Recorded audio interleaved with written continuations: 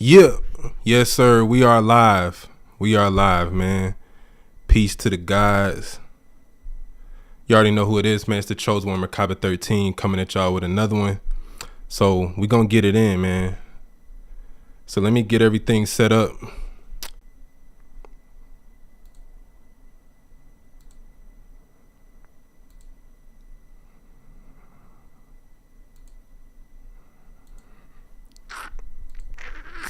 Yes, sir.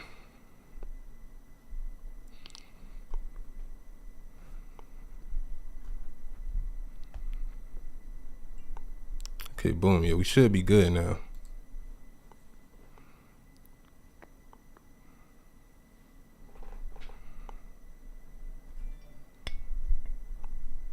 Yo, peace, peace, peace. What's good? What's good? What's good? What's good? What's good? What's good? Yeah, man, if you can hear me, if you can see me, put a 1 in the chat, man. Make sure my quality good. Make sure everything's straight. Peace to Long Beach. How the fuck I'm live on PC? Hey, man, I'm special. Look, man, I'm one of the most lit niggas on Instagram, bro. I get special privileges. So they let me go live on PC when all the rest of you niggas can only go live on the phone. Hey, I don't make the rules. But nah, for real though, if you gotta have a certain amount of followers. I think once you get 10,000 followers, they'll let you go live from the PC. But it is weird. Shout out to YouTube. But yeah, I'm actually streaming on like 5 platforms right now. So I'm on YouTube, I'm on Instagram, I'm on Twitch, I'm on TikTok. I'm everywhere, man. So I'm gonna let the room fill up a little bit, then we gonna get started. But yeah, man, it's gonna be a lit show, man, because I want to talk about something that's super, super important. Shout out to everybody on TikTok. But yeah, man, I want to talk about. Oh, hold up. Give me 1 second, because it look like we got an audio issue.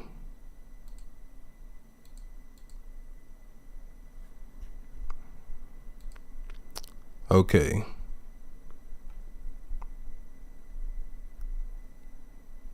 Yeah, give me 1 second.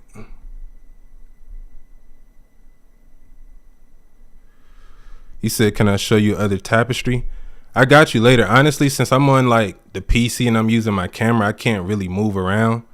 But in another live stream, I'll definitely do it.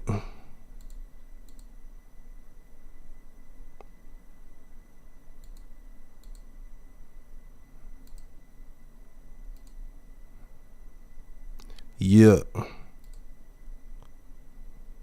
Okay, it's something going on with TikTok. I can't get the sound to work.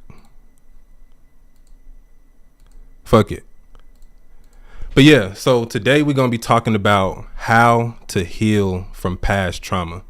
So this is something very important because a lot of you motherfuckers are traumatized, including me. I'm traumatized too. We all have trauma, but we have to learn how to heal from it, how to move through it, and actually how to use it as a tool to empower yourself.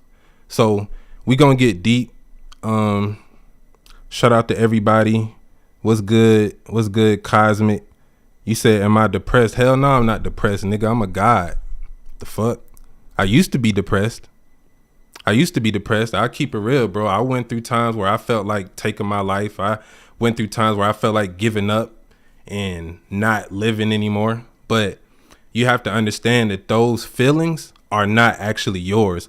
A lot of times these feelings and these thoughts and these emotions that we have, we're actually picking up on other people's energy. And we're picking up on these astral forces that's being projected through time and being projected through the universe. Like, even if you live in certain areas, you can be picking up on these lingering spirits that's just floating around, especially like in certain areas where a lot of traumatic things happen. Bro, you can be picking up on energies that's not even people that's even alive no more. So this is why you have to cleanse. This is why you have to meditate. This is why you have to do real spiritual work to kind of get rid of a lot of that unnecessary energy that's kind of coming into your field. But yeah, man, bro, come on, bro. I've dealt with depression. I've dealt with heartbreak. I done got my heart broken by a bitch before. I'm gonna keep it real, you know? So all of that is trauma. So when we talk about how to heal from trauma, first we have to understand what trauma is.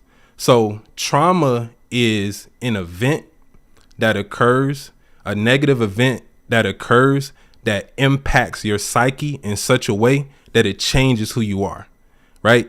Trauma is a response to an event in your life that's highly stressful and highly damaging. So what happens is when you have a traumatic experience, what happens is your psyche gets split, right? And your light body can get separated from your physical body. And this is why a lot of people have mental health issues. This is why a lot of people can't focus. This is why a lot of people are depressed. This is why a lot of people have a lot of problems. It's because they're traumatized and they don't know how to reconnect with the part of themselves that got separated from. So this is what you have to understand about trauma. And actually, a lot of people won't tell you this, but trauma isn't always a bad thing because, like I say, when these traumatic experiences happen, it separates your light body from your physical body, but it can also activate your light body. And this is why trauma is such a weird thing, because based on my research, the most successful people are usually people that went through a lot of trauma, right? Especially like when we talk about the entertainment industry and like artists, like even like someone like Michael Jackson, like, you know, a lot of people consider him to be the best of all time. Bro, Michael Jackson had a fucked up childhood, bro. He went through a lot of abuse. He went through a lot of traumatic situations. But as fucked up as it was, it made him become the greatest because that trauma was transmuted and it was put into something. And that's one of the main things about trauma. You have to learn how to use that energy and redirect it to somewhere else. So, you said my voice changes, it becomes so deep. What does that mean? Is that a good thing or a bad thing? Chris J, Curiosity, you dealing with heartbreak right now? Damn, bro. Hey, man, you gonna get through it, bro. Stay strong. Understand, you know, when you go through a relationship and a breakup, you have to understand that when you love somebody, it's not just about the other person. It's really about activating the love within yourself. And we use the other person as a conduit in order to do that. But you really have to learn how to love yourself way more and, you know, really love yourself on an unconditional level. But I'm sorry to hear that, man. You know, hey, man, heartbreak sucks. Instagram been tripping. Yeah, Instagram is tripping. But yeah, let me know if it start glitching out and shit, because it seemed like everything be good, but on Instagram, the quality always kind of gets shaky. So Instagram got to get their shit together. PK, you say you need to get in touch with me. Hey, man, really, bro, I'm so busy. I be having so much shit going on that really the best way to get in contact with me is really just to book a consultation. You can send me a DM, but it's like, bro, I get like 300 to 500 DMs every single day, and I literally just can't respond. So really the best way is probably to book a consultation with me, and that'll just give you one-on-one access. You know, you can just talk to me about anything. But back to this trauma, you have to understand that a lot of what we see going on out here, especially like in the dating environment, we're seeing people with unresolved traumas that's projecting their traumas onto other people. So for example, if you go through a relationship and you get abused, let's say you're a young goddess, you're a woman, and you go through a relationship where you get abused or you get physically assaulted, right? That can cause you to look at all men as terrible, horrible, and just fucked up people, to where anytime you even meet a new man, you will bring that same energy to the relationship. And the same thing goes with dudes with females. It's like if you get your heart broken, niggas, you know, become red pill. They become these fake ass alpha males, and they kind of have just this negative energy towards women, and they don't understand that they're really fucking their own self up because they haven't resolved from that trauma. So a lot of what we see going on out here, bro, like, you know, and even a lot of this shit really go back to your parents. Like people that had, you know, abusive mothers, narcissistic mothers, abusive fathers, they will pick up on those traits and they will carry that energy with them for the rest of their life. This is why parents and, you know, family units are so important. because when a child is at that young impressionable age, anything that happens to you when you're at that age, it's like you're a sponge. So you absorb so much different things on a subconscious level. And a lot of children go through a lot of abuse at a young age. And it really does either one or two things. It either makes you very passive and it can make you like docile and kind of like a shell of yourself, or it can turn you into a fucking monster, right? That's why they say hurt people hurt people. You know, a lot of times people that are abusers, they create abusers because if, let's say, for example, anytime you do something wrong, you get your ass beat, you're going to think that that's how you should respond when other people do things that you don't like. And it's a vicious cycle that continuously repeats itself. So trauma is super deep, yo. Trauma is super, super deep. You said, damn, what happened with red pill? Well, look, I'm going to give you the game on the red pill shit too. You know, the red pill community has officially been labeled as a terrorist group by the FBI and Homeland Security. Because this is the thing, and this shit is deep. Now I made videos about this in the past, and motherfuckers was trying to hate on me. But you got to understand that the red pill community is super, super vast. So you have like the Kevin Samuels, and you have all of those guys that talked about different topics about women. But then you also have the incels. And what started to happen is a lot of these incels, you know, they don't really talk about it in the news, but a lot of them became violent. And it's been a lot of these incel dudes that's been actually attacking women, killing women, shooting people, shooting up schools, all this crazy shit. And the thing about the feds is anytime somebody commits like a crazy crime, they go through your phone and they look at your search history. They look at your YouTube history. They look at your Instagram. And so they started to see that it was a pattern that all of these incel guys was watching these red pill content creators. So now it forms a pattern. And now they're starting to kind of link up the red pill content with all of these incels and all of these vicious crimes and all of this shit. So you're going to see a lot of that content start to kind of get faded out a little bit. But you know, everything connects, bro. Let me see what the comments talking about. How about hurt people hurt the actual person that hurt them and not the ones they didn't? Well, yeah, I mean, at the end of the day, that's usually what happens a lot of times, because if you constantly go through negative experiences with somebody, eventually it's like you become a ticking time bomb. And, you know, this is why you see like a lot of violence, a lot of domestic situations. This is why you see all of these different things happening, because it's all unresolved trauma. And trauma can manifest itself in several different ways. Like you can actually traumatize yourself based upon how you think. So a lot of people have actually put themselves in a traumatic situation just based on their own thinking. And this is really the deepest form of trauma, because I know a lot of people that is like, anytime I tell them something, anytime I tell them about a new idea, I tell them about some future plans I got, they always have a negative mindset towards it. So if I be like, hey man, look, I got this play, you know, we can all get rich off this shit. All you got to do is X, Y, and Z. Their first automatic natural instinct is to talk about why it won't work, or to talk about why it's not a good idea, or to find something negative in it.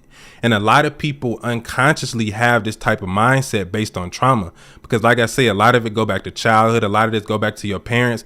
If you were a kid, right, and every time you had an idea, every time you wanted to do something and you brought it up to your parents and they immediately shot you down, you're going to subconsciously, first, you're going to give up on your dreams and you're not going to express yourself as freely.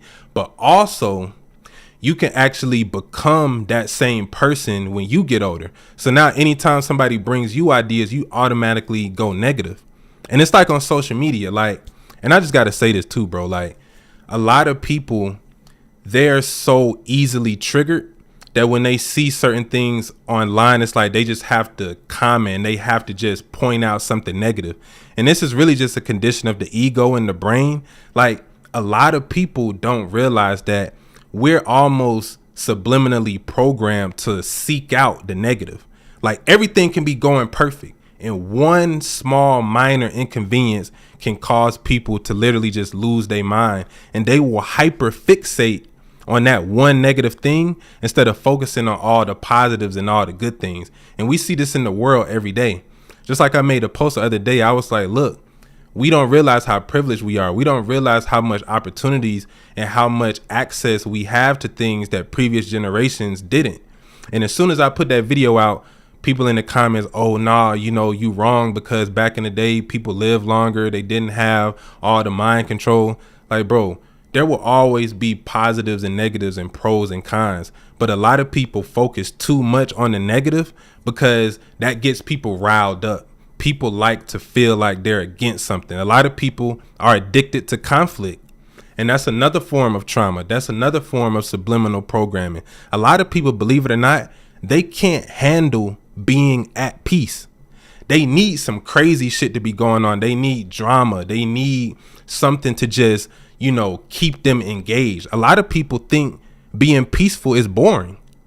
Like me, bro, I'm gonna keep it real. Like, and this is why I don't hang with a lot of people, because when I'm by myself, life is peaceful, bro. Like my life is super peaceful. I don't really have a lot of crazy drama. Like I'm super chill, laid back. But when I get around certain other people, that's when all the bullshit starts, because they coming with a different energy than me. And people will be hanging around me and they're not used to just being at peace. They're not used to positive energy. So they'll try to sabotage what I'm doing and kind of bring me into their drama. Like I hate when niggas try to include me in some bullshit that they got going on. Like, look, bro, I don't give a fuck about your ops, nigga. I don't got no ops. Anybody that think that I'm their op, you're fucking tripping, because I don't even give a fuck enough to have ops. Like all that shit is dumb. What do I think about heavy cannabis use? Hey man, at the end of the day, if it works for you, it works for you. I always say that you should do things in moderation and never get to a point where you feel like you need something. Like, don't get me wrong, I smoke, nigga, I get high, but I don't smoke every single day. I don't smoke like every few hours like a lot of niggas I know. You know, I can go weeks and months without smoking, bruh, because I can get high off my mind. Have you ever done shrooms? Hell yeah, nigga, I did shrooms. I did shrooms hella times. Yeah, shrooms is probably my favorite, you know, hallucinogenic. I like DMT. I like acid, but yeah, shrooms, it's just something about the shrooms.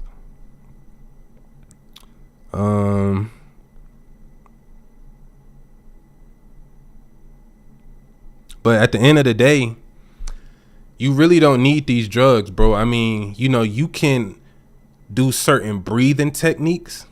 You can do certain forms of meditation that can release the DMT molecule within your brain naturally, right? Deep breathing. And that's another way to heal trauma as well, you know, because in order to heal trauma, first you have to recognize that you are traumatized. You know, one of the key things about trauma is that when people are traumatized, they go through two phases first. They go through shock and then they go through denial. So a lot of people are in denial about their own life. They're in denial about how they come off to others. Like a lot of people that are negative, they don't know that they're negative. They think they think they're just normal.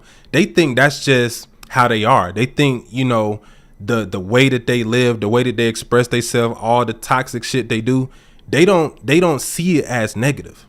And that's why it's so deep when it comes to trauma, because you have to be very self-aware. And a lot of people aren't self-aware because they don't know themselves. They don't take the time to know themselves. They're just going off of the programming that was given to them. So,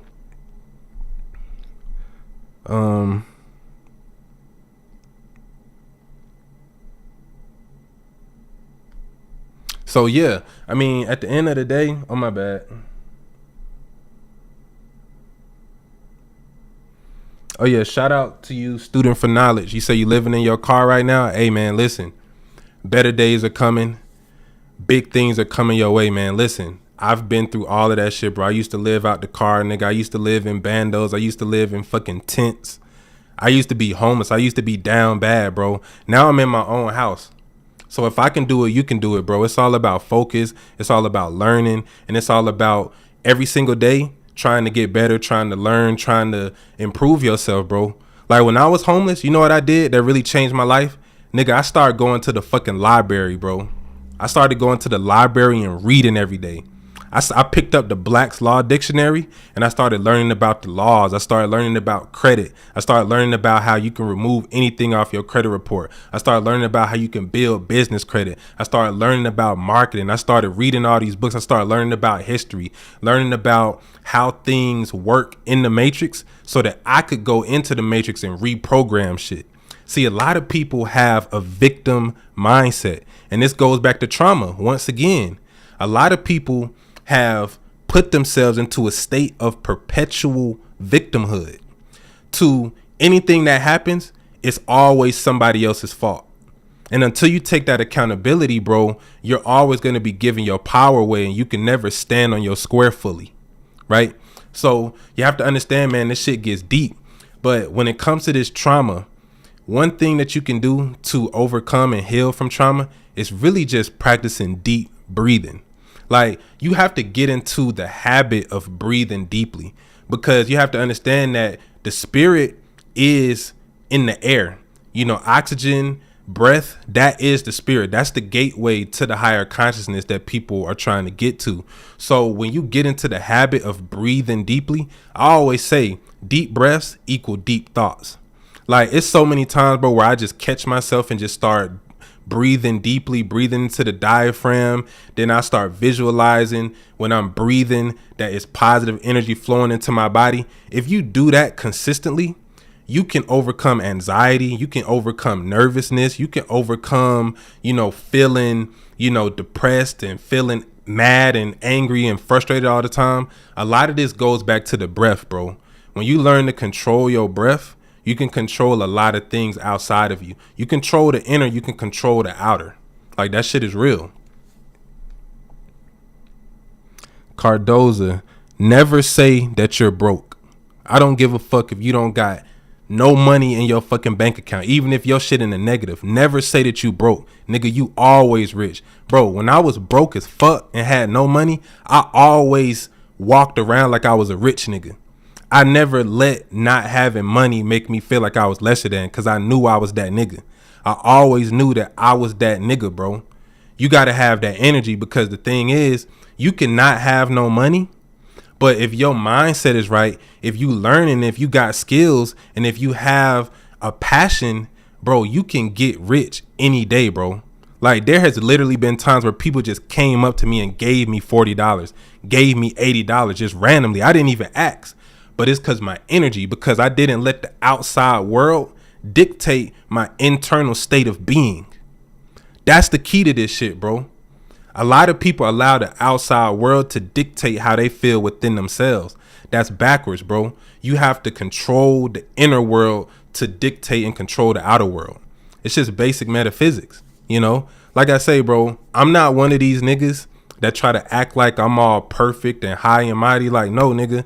I used to be in the streets. I did bullshit. I was on the fuck shit at one particular time, but I elevated past that, So, listen, bro, everything that y'all are going through, I've been there, and not to try to make it seem like I'm better than nobody, but I just never allowed anything to stop me from getting better and succeeding. You just got to have that mindset, bro. This shit is about mentality. When I talk about being a god, a lot of people make it into a religious thing. I'm not talking about being a god in a religious way. I'm talking about being a god, meaning that you're in control of creating your reality. And you're not allowing external forces, nigga. I don't give a fuck if it's the Illuminati, the Rothschilds, nigga, the white man, the police, the government, the feds. Fuck all of that. Nigga, it's all in your mind. It's all in your consciousness that will determine where you end up in life. Period. So,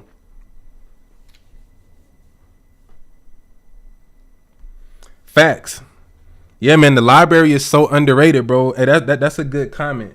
Quite balanced too. You right, bro. Listen, a lot of people overlook the library, bro. When I was homeless, nigga, I was in the library every day. Cause look, for one thing, you need a place to charge your phone. You need a place, to sit down and lay down. And nigga, you can go to the library and go to sleep.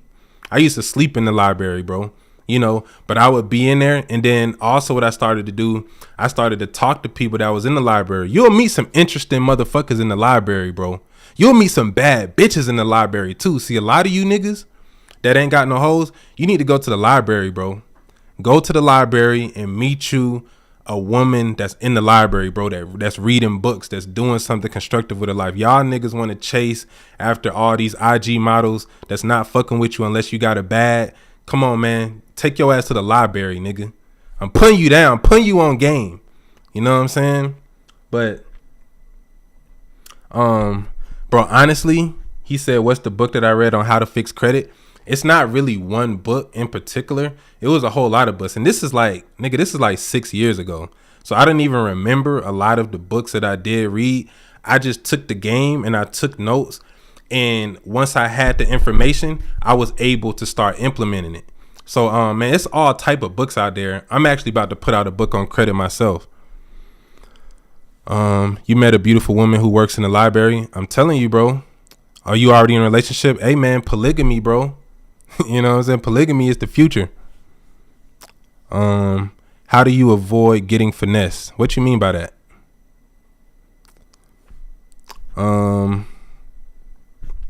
You can still make a friend. Facts.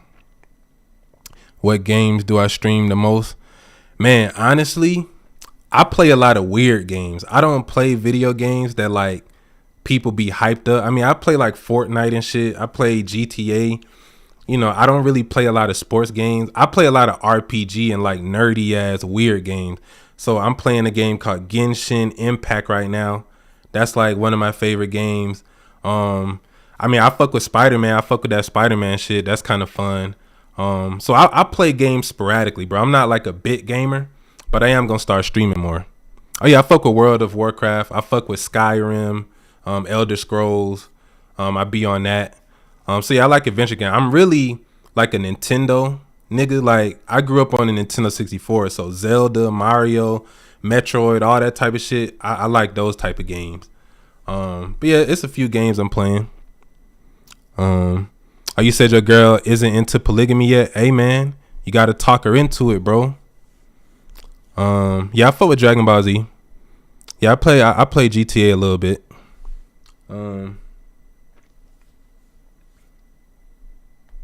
But yeah, man, back to this trauma, bro. Back to this trauma. Another way that you can overcome and heal from trauma is that you need to find an outlet that you can express and channel your energy towards. So for some people, that's exercising, working out. You know, for some people, it's going to the boxing gym, right? For me, it's music and art. Okay, that's how I channel my negative emotions and I transmute that energy into something positive. So a lot of us have, you know, we have this trauma, but we don't know what to do with it. So we're holding on to it because we don't know how to shift the energy. See, trauma is nothing but energy that you're holding on to, right? It's negative energy that you've allowed to attach to you, and it's become a part of your identity, and it's become a part of who you are.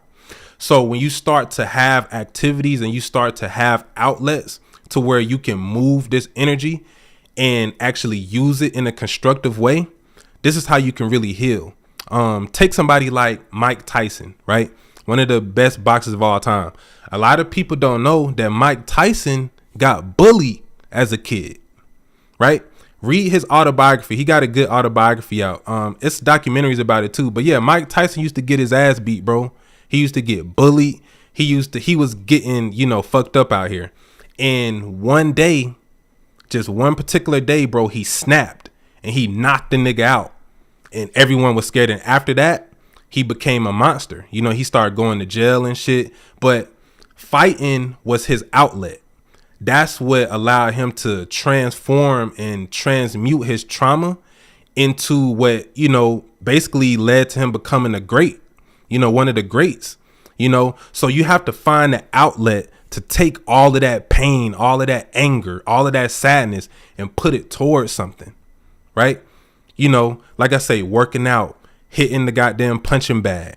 You know, some people like to go jog, and really physical activity is a great way, because when you have all this negative energy, you know, anything that you just allow to settle and become stagnant is negative.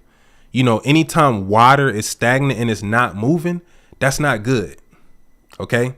So you have to get moving. You have to become active. A lot of people just sit with their thoughts and they allow these thoughts and these energies to linger. And what happens is all that negative energy that you're holding on to, now it becomes an entity. Now it actually becomes a tangible living being that's attached to you, right? Because when you have your third eye open, bro, you can literally see entities attached to people. And this is why, you know, I tell people when you open your third eye, bro, you got to be mentally strong, because I be seeing certain shit in people and I be like, bro, I don't even really want to be around certain people because I know how that energy can travel, you know? So you have to find an outlet. You have to find an outlet for these energies to be able to be transformed. For some people, it could just be writing. Write your thoughts down, bro. Write down how you feel and then write down how you want to feel. You know, a lot of people feel like just because bad things happen to them, that's who they are. And you can always transcend that. Like, bro, I could do a whole 5-hour live stream just talking about all the traumatic shit that happened to me, bro. I'm not going to do that. But I'm saying this to say that all of those things made me who I am. And it wasn't until I realized that that was potential energy that I could use to become stronger. That's when my life really changed, because I understood like, yo, actually trauma doesn't have to be bad. Even like with working out. Okay. When you work out, you're basically traumatizing yourself. You're traumatizing your muscle. You're tearing down your muscle fibers so that they grow and become stronger. This is what you're doing on a spiritual level when you start to do meditation, you start to do rituals, and you start to do magic. You know, you're transforming one thing to another state. This is alchemy, right? So this is what you have to do, man. This is how you get to a higher level in life. You have to use what you have in order to get to where you want to go.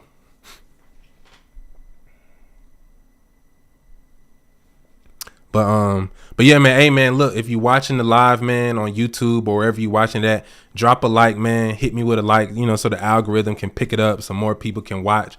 But yeah, man, you got to understand, bro, trauma is actually the universe forcing you to level up. That's really what trauma is. And a lot of times we don't know it because we personalize everything.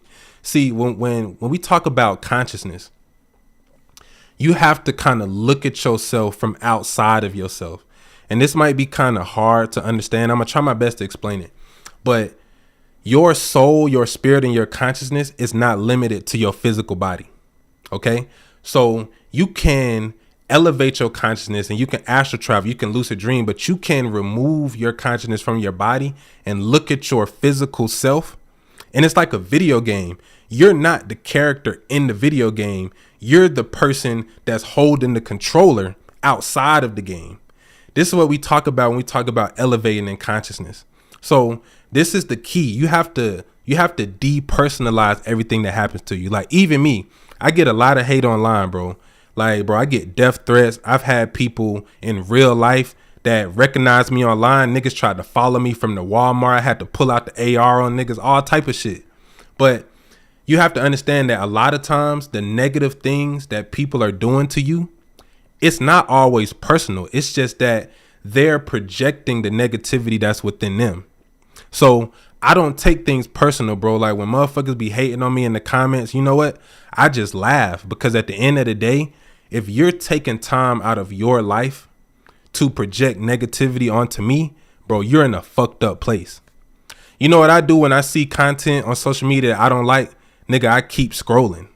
I don't leave a comment to try to make niggas feel bad about their opinion. Nigga, I don't give a fuck. I keep scrolling, nigga. See, people have to learn how to separate social media from reality. Like, it's good to, you know, get knowledge and get information and stay informed. But a lot of people take everything so seriously, bro. Like, people are really just sensitive as fuck these days. It's like you can't even make a joke with niggas no more. You can't even express yourself because motherfuckers always trying to, you know, make something bigger than what it is. But, that's just a symptom of the ego, really.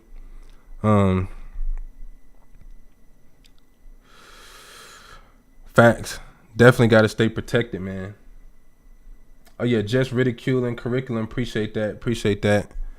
But yeah, shout out to everybody watching, man.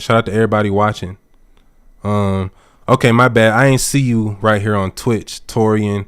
What's your take on people who smoke weed to suppress that trauma? Well, look, this is my take on weed, bro.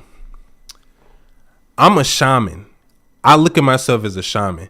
So all of these different drugs, quote unquote drugs, are portals to different dimensions within your consciousness. So responsible use and intentional use is much different from recreational use.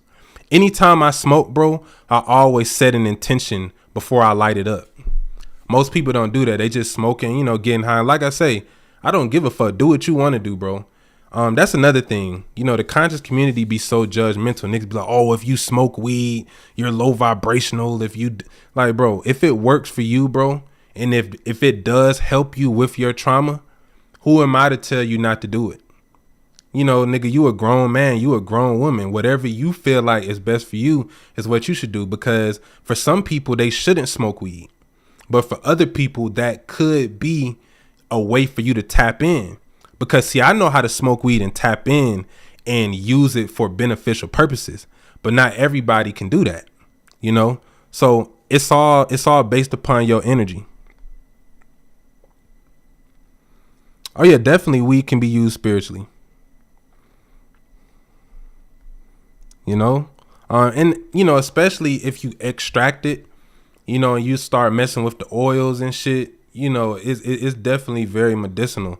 But yeah, man, you got to understand that this life, there is no path that is right for everybody. I know niggas that are tweakers. Like, these motherfuckers get high all the fucking time, but they can tap into the spirit realm. They can drop some knowledge on your ass that you never heard before, and they highly successful in life. So it's like certain people can do certain things that other people can't. It's just one of those things. Like, you got to understand that life is not fair, and we were not all created equal. Some people are born 7 feet. Some people are born to get 7 feet tall, and some people are just naturally fast. Some people can naturally dance. Some people can naturally sing, and other people can't. It doesn't mean that they're better or, that they're superior to others. It's just everybody has strengths and weaknesses. Everybody has certain DNA genetic traits, right? So some people can eat like a motherfucking pig, eat the most unhealthy shit, eat hella food all day, and they never gain weight. Whereas other people might not even eat as much as them, but they can gain weight a lot faster because a lot of this stuff is based on genetics, So, certain drug addictions, certain personality types, all of these things can be traced back based upon your genetic lineage. And this is why knowing yourself is so important and connecting with your ancestors, because we even have ancestral trauma. Like if your parents, your great grandparents went through certain things, you can inherit some of that trauma unconsciously. Like even me, like it's certain tendencies that my dad had that I subconsciously picked up on, good and bad. And it's just one of those things that happens just based upon DNA and genetics. So yeah, it's just one of those things, man. But yeah, listen, at the end of the day, you have to understand that the only way that you can heal from anything is that you have to focus on creating new experiences. Okay. A lot of people dwell on the negative things that happens to them. Like I know people, bro, that's in their 40s and their 50s, and they still talking about shit that happened when they was 20. Because they've never resolved that. They've never got past it because they never created anything else outside of that. They allowed that situation to basically crush them and destroy their whole life, right? If you go outside to any major city, right? I'm in Atlanta, but any major city, Atlanta, Miami, New York, Cali, and you just start talking to some of these bums that you see on the street, you'll be surprised that a lot of people that ended up becoming homeless and ended up becoming bums, it was just one situation that pushed them over the edge. It could have been a divorce. It could have been, you know, they got hurt, or something happened that impacted them so much to where they basically just said fuck it and gave up on life. You know, and that's what trauma can do when it's unchecked and it's unresolved. So it's very important to be intentional enough to know, like, look, whatever happened to me in the past, it happened. There's nothing you can do about it. It's over. But for one thing, I can learn from it. And another thing, the fact that I'm still here and I'm still standing, that means that I survived it, which means that I'm strong. So if you're still here, if you're watching this video right now, you're powerful as fuck. You're strong. You have God energy within you because you survived all of those things. You might still be traumatized. You might not have fully healed from it, but you survived it. It's a lot of people that's watching this video right now that went through things that was supposed to break them. You know, it's people out here that try to do things to try to break you, but you still here. You still strong. You still standing. Right. So understand the power that you have to be able to overcome all of the obstacles that you've already overcame. You know, the worst situations that ever happened to you in your life, guess what? You overcame it. You beat it. So you can do it in the future. But you have to understand that it's up to you to create new experiences. And you can only do that by recognizing that, look, your future is dependent upon what you're doing every day in your present, in the present moment. So every single day that you wake up, it's a whole new reality. It's a whole new life. But what happens is most people bring what happened yesterday into today. So you already limiting what could manifest because you focused on the loss that you took yesterday or last week or 2 months or a year ago. Nigga, fuck all of that. You know, you got to always be in a progressive, forward moving motion. Always. You know, and this is how you heal from the past, is by focusing on creating a better future and creating a better now. Right. But you can't do that if you're dwelling on things from the past. Listen, it's so much stuff that I could be mad about. You know, it's so much things that, you know, I could allow to dictate my energy and make me mad and miserable. But at the end of the day, I have the power to change all of that shit. So why would I spend my time being mad and depressed over some shit that happened 10 years ago, nigga, when I got 50 more fucking years left to live? Why not focus on making my next 50 years so lit and so amazing that past trauma don't even mean shit? Right? This is just how I think. You know, this is my mentality. Like, I never was the type of nigga to just sit around crying and feeling sorry for myself, bro. I never was that type of nigga because, for one thing, I grew up around old school black men, bro. Like, old school, real thorough, you know, like, just tough, nigga, suck it up, nigga. Like, I come from that era where it's like, nigga, you couldn't be no bitch ass nigga, bro, when I was coming up. You know, you had to kind of be strong, and you had to understand that, you know, as a man and, you know, just even as a child, that nobody respects a weak man. Nobody respects weakness, bro. You know, it's like no one respects somebody that's just feeling sorry for themselves and feeling like the world owes them something. Nigga, get up, stick your fucking chest out and keep it moving, bro. Period. You know? But, yeah, man, you plan for these things to happen for you. You're never a victim. We're not even just survivors. We're thrivers. That's facts. That's facts. Gratitude is one way to honor and appreciate the now. That's facts. That's big facts. Yeah, gratitude is super important, man. Gratitude is super important. Like, bro, it's so much suffering in the world that you have to kind of put in perspective what you're suffering from versus just the universal basis. Like I said, bro, like, people don't understand how many people globally don't have access to water. They don't have access to food. Like, it's literally children that's starving right now. It's literally people that don't have access to any type of help whatsoever, you know, and they really actually suffering.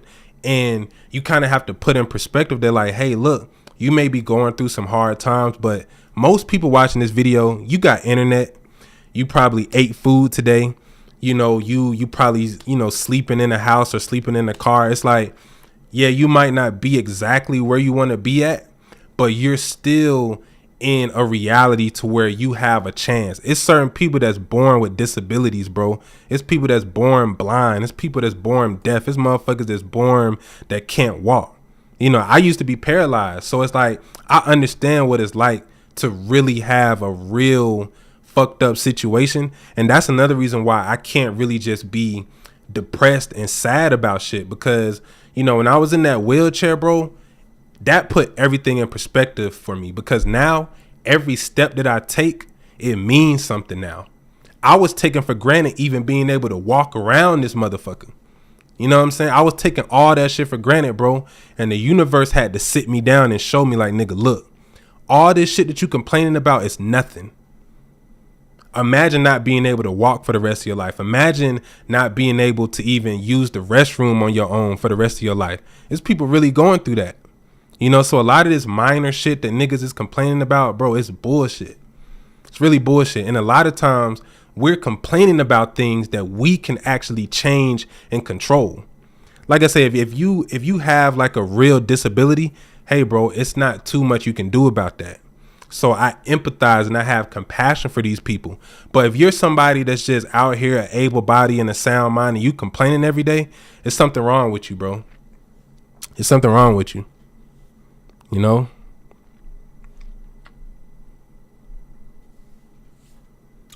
Alchemist K2, appreciate that, man. Hey, appreciate everyone, man, that's supporting it. Appreciate everyone that's been showing me love. It really means a lot.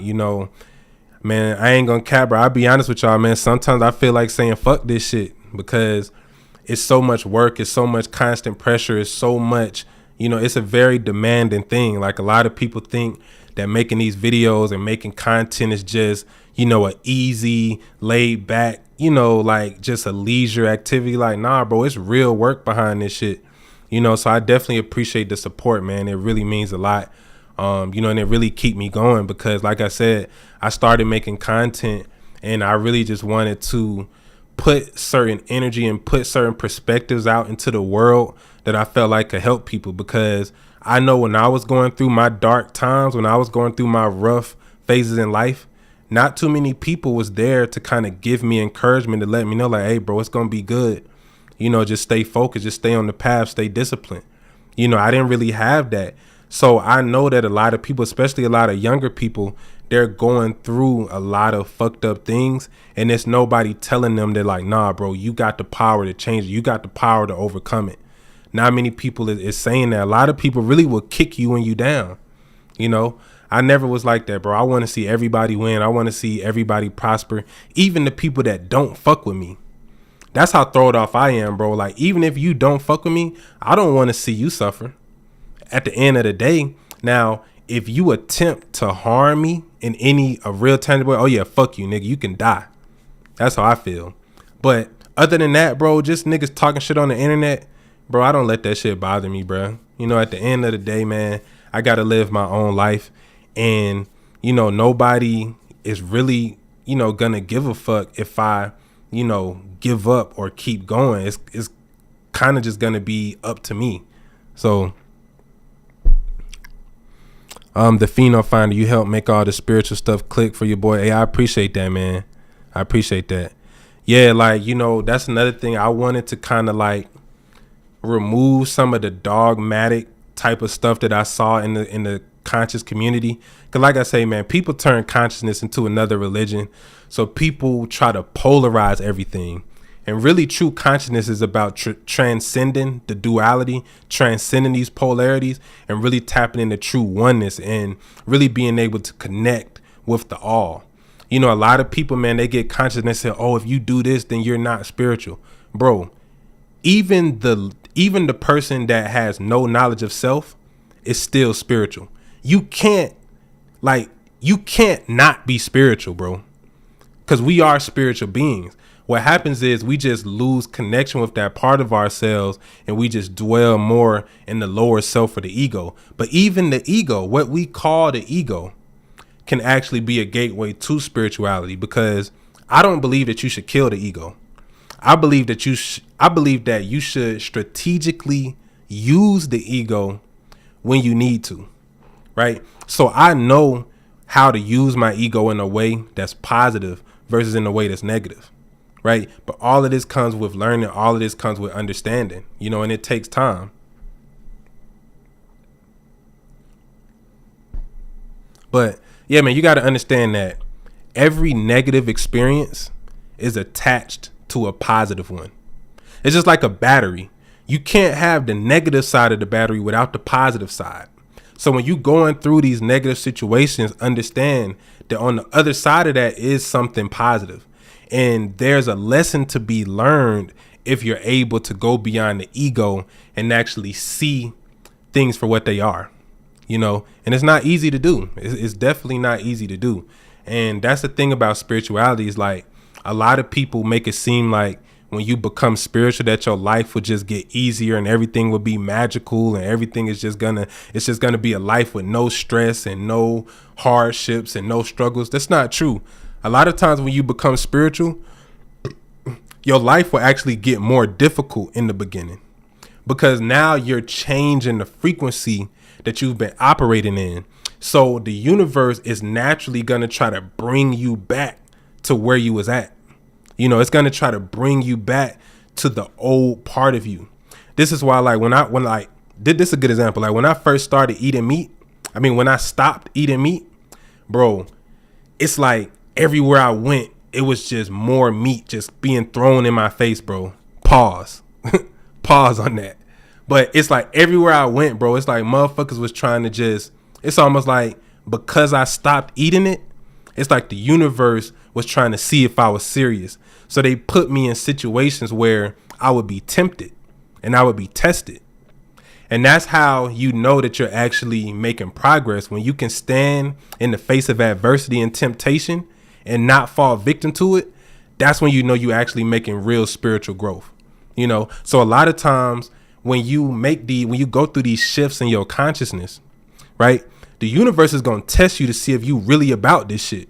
Like, okay, nigga, you say you want to be a god. You say you want to be, you know, you want to change your life and change your reality. Okay, well, guess what? We going to give you some trials and tribulation to see if you can really stand on this shit in real time.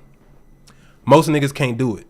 Like, most people are so pre-programmed that if somebody does something that they don't like, they have to react in a negative way. They don't know how to just pause, collect themselves, breathe, and just not let that shit affect them, bro.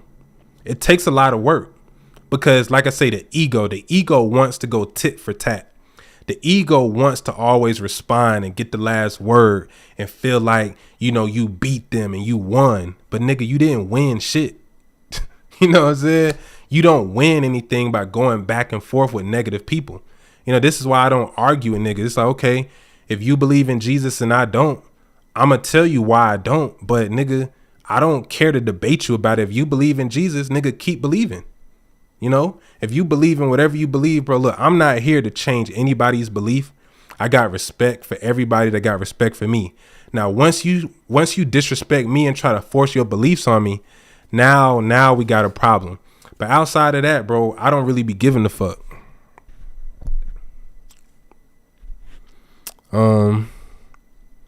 Your ego being aligned with source and unconditional love does not ever make you feel superior or inferior to anyone. Nothing compares to you as your creation when you let that light shine through you. That's real. That's real. Talking to yourself begins the reprogramming of your DNA. I like that. You know, that's a deep point. That's a deep point, Torian. Listen, the conversation that you have with yourself, the internal monologue, the internal dialogue that you have with yourself is the basis of your reality. And the tone of that conversation will dictate how your life plays out, right? You have to hype yourself up, bro. Every single day, bro, I'm constantly programming my subconscious. I'm constantly telling myself, nigga, you God. Nigga, you the best. Nigga, you look good as fuck. Nigga, you sexy as fuck. Nigga, you rich as fuck. I'm constantly telling myself this just randomly as I'm walking around. And what happens is once you do that enough, it becomes a subconscious belief. And now the universe will start to respond to that. But see, a lot of people have this negative mindset about their own self. Look, bro, I'm not the best looking nigga. I got a big ass head. I got a lazy eye. You know what I'm saying? It's like I got a lot of things that I could look at myself and be like, man, I'm ugly, or I don't like this about myself. But guess what? If I can love even my insecurities and my flaws, that will make my energy more attractive. So a lot of people are walking around constantly looking at their imperfections and constantly looking at things they don't like about themselves. And that energy becomes attached to your aura. So now the universe is going to treat you like that. If you look at yourself like you're not worthy, like you're not divine, then how can you ever be treated like it? You know, I had to really reprogram everything about my mind, you know, and it takes time, and it's not an easy thing to do. Yo, cup of coffee. Hey, appreciate that, man. First time chat. Hey, man, appreciate you for watching, yo. For real. What would you recommend for subconscious reprogramming? Meditation, rituals. Those are probably the two biggest things. Then we can even start talking about diet. We can start talking about fasting, doing different things like that. But really, the best way to reprogram your subconscious is to put yourself through difficult situations.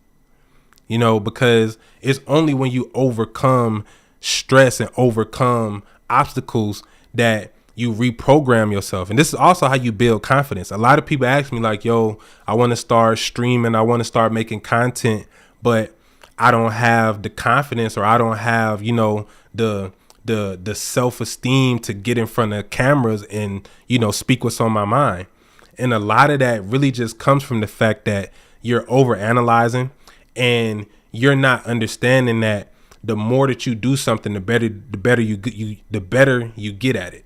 Right. So it's one of those things where, you know, repetition is very important as well. You know, you have to constantly be pushing yourself to learn more.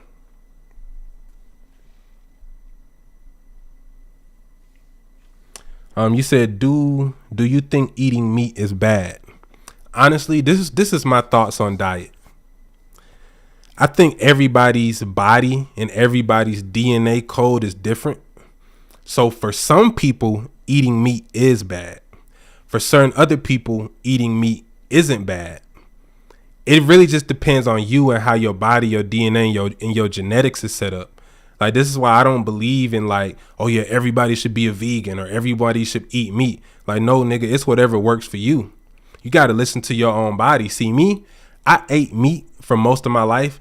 Then when I turned like 17 or 18, I went vegetarian. Then I went vegan. Then I went raw vegan. Then I started back eating fish. Then I went back vegan. So I kept experimenting until I found what works for me.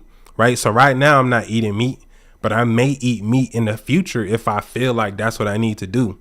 So my philosophy on life, bro, is to always be open to change and always being open to expand and evolve. I'm not the type of person that just has like this straight and narrow path where it's like, oh, I'm only going to do this particular set of things forever. Like, no, you have to be fluid. You got to be open. And really, a lot of that is feminine energy, you know, and really, I'm going to say this, bro. And a lot of niggas, this going to go over y'all heads.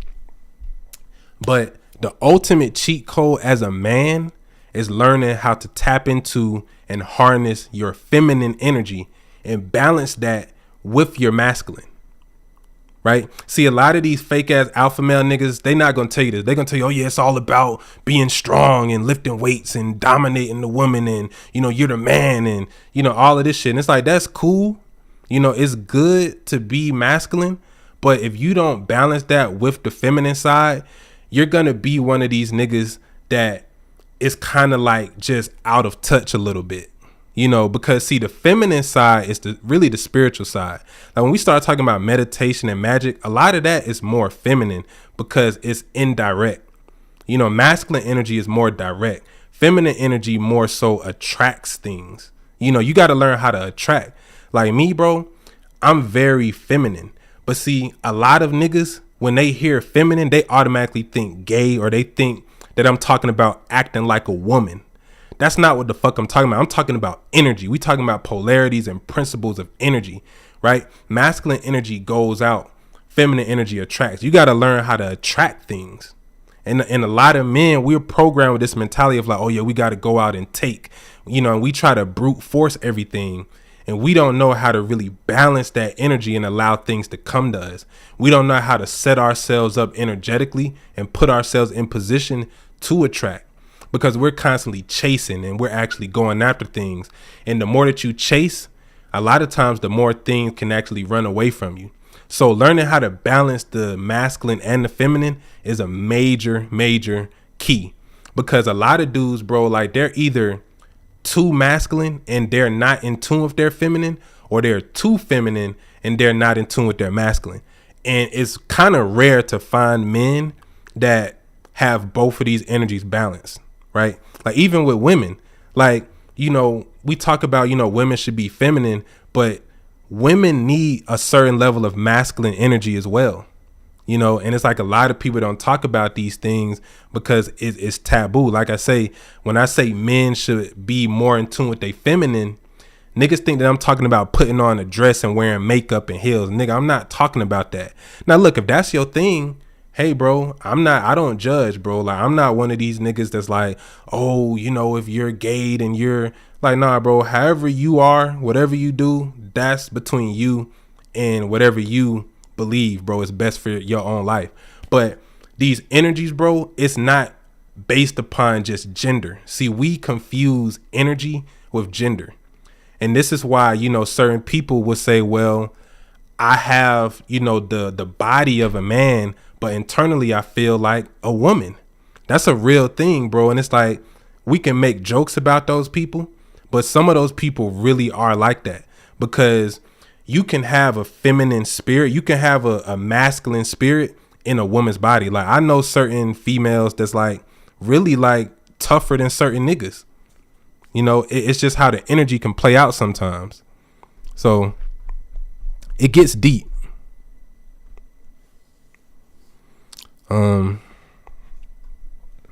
You a business boss chick with lots of go energy. Hey, that's what's up. I mean, a lot of dudes are intimidated by that. A lot of dudes are intimidated by women that kind of have more of that masculine side. But this is my mentality about that. I think that there's somebody out there for everybody. So a lot of people that make like relationship content, they'll say, oh yeah, all women should be like this, or all men should be like that. Bro, that's that outdated boomer mentality, bro, of thinking that you can just fit people into these particular narrow, groups. Bro, everybody is different, bro. Some men are going to be a little more feminine. That's just how it is. And if you tell them like, yo, you shouldn't be like that, you should be like this, a lot of times it's not going to work, because that's just how they are. So you kind of have to embrace, your own energy. And, a lot of people will try to make you feel like, you're lesser than, or it's something wrong with you because you feel this type of way, or you express yourself in these types of ways. But sometimes that's just how it is,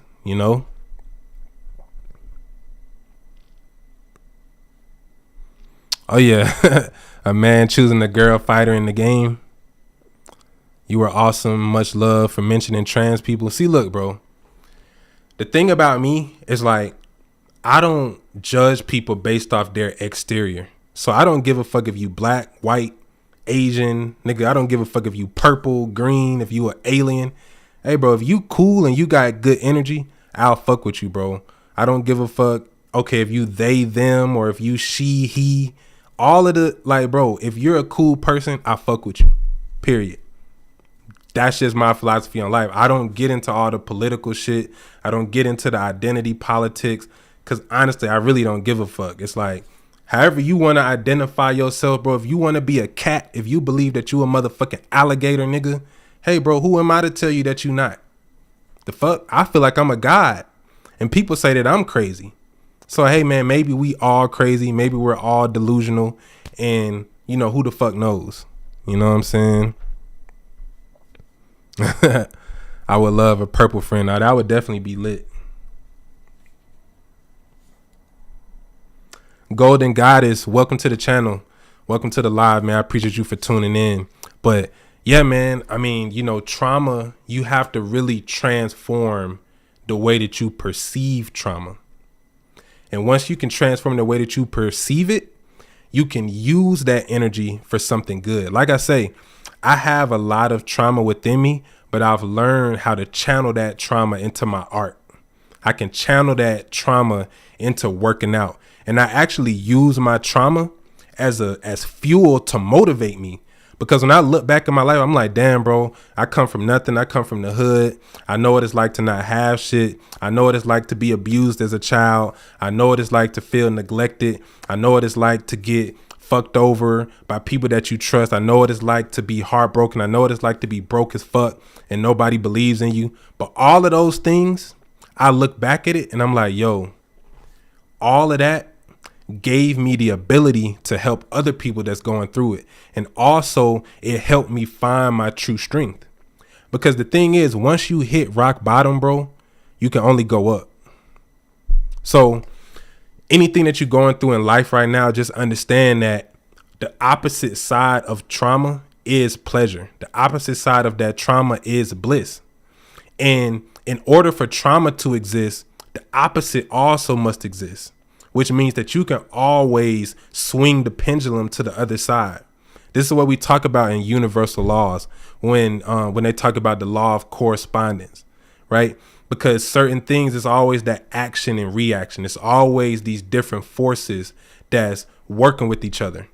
And when you can learn how to use the negative and turn it into a positive, that's when you become unstoppable. Period. But yeah, man, shout out to the chat. Shout out to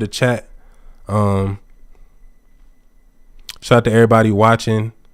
Oh yeah, I'm also live on Rumble, so check me out on Rumble. This is why I have so few friends. Nobody thinks like this. Hey, listen. I mean, it's lonely at the top. It's very rare to get to these levels of consciousness because really a lot of people have to go through trauma to become spiritually awakened. And that's why it's so tricky when we talk about trauma, because a lot of people reach their higher self and they become spiritually awakened because of traumatic experiences. Right.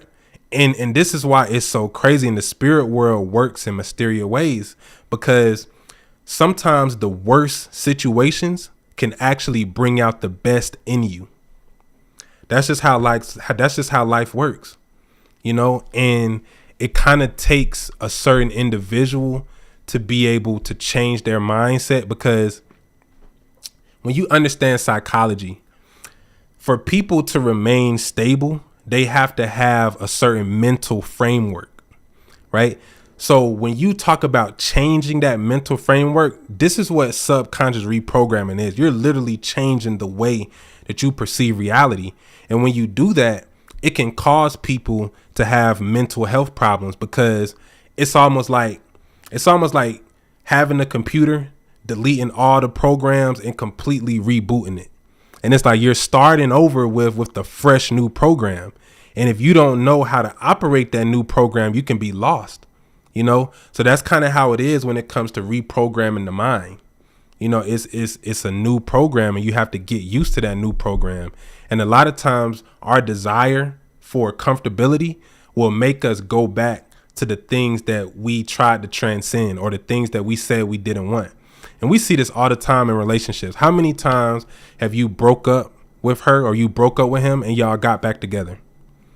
It's like most couples break up like 5-6 times before they actually break up, because the comfortability that they have with that person is what they're attached to. So even though they may not really be in love with them no more, they're so used to that person's energy, and it's a soul tie, right? When you're in a relationship with somebody, that's a soul tie, and it's hard to break that shit.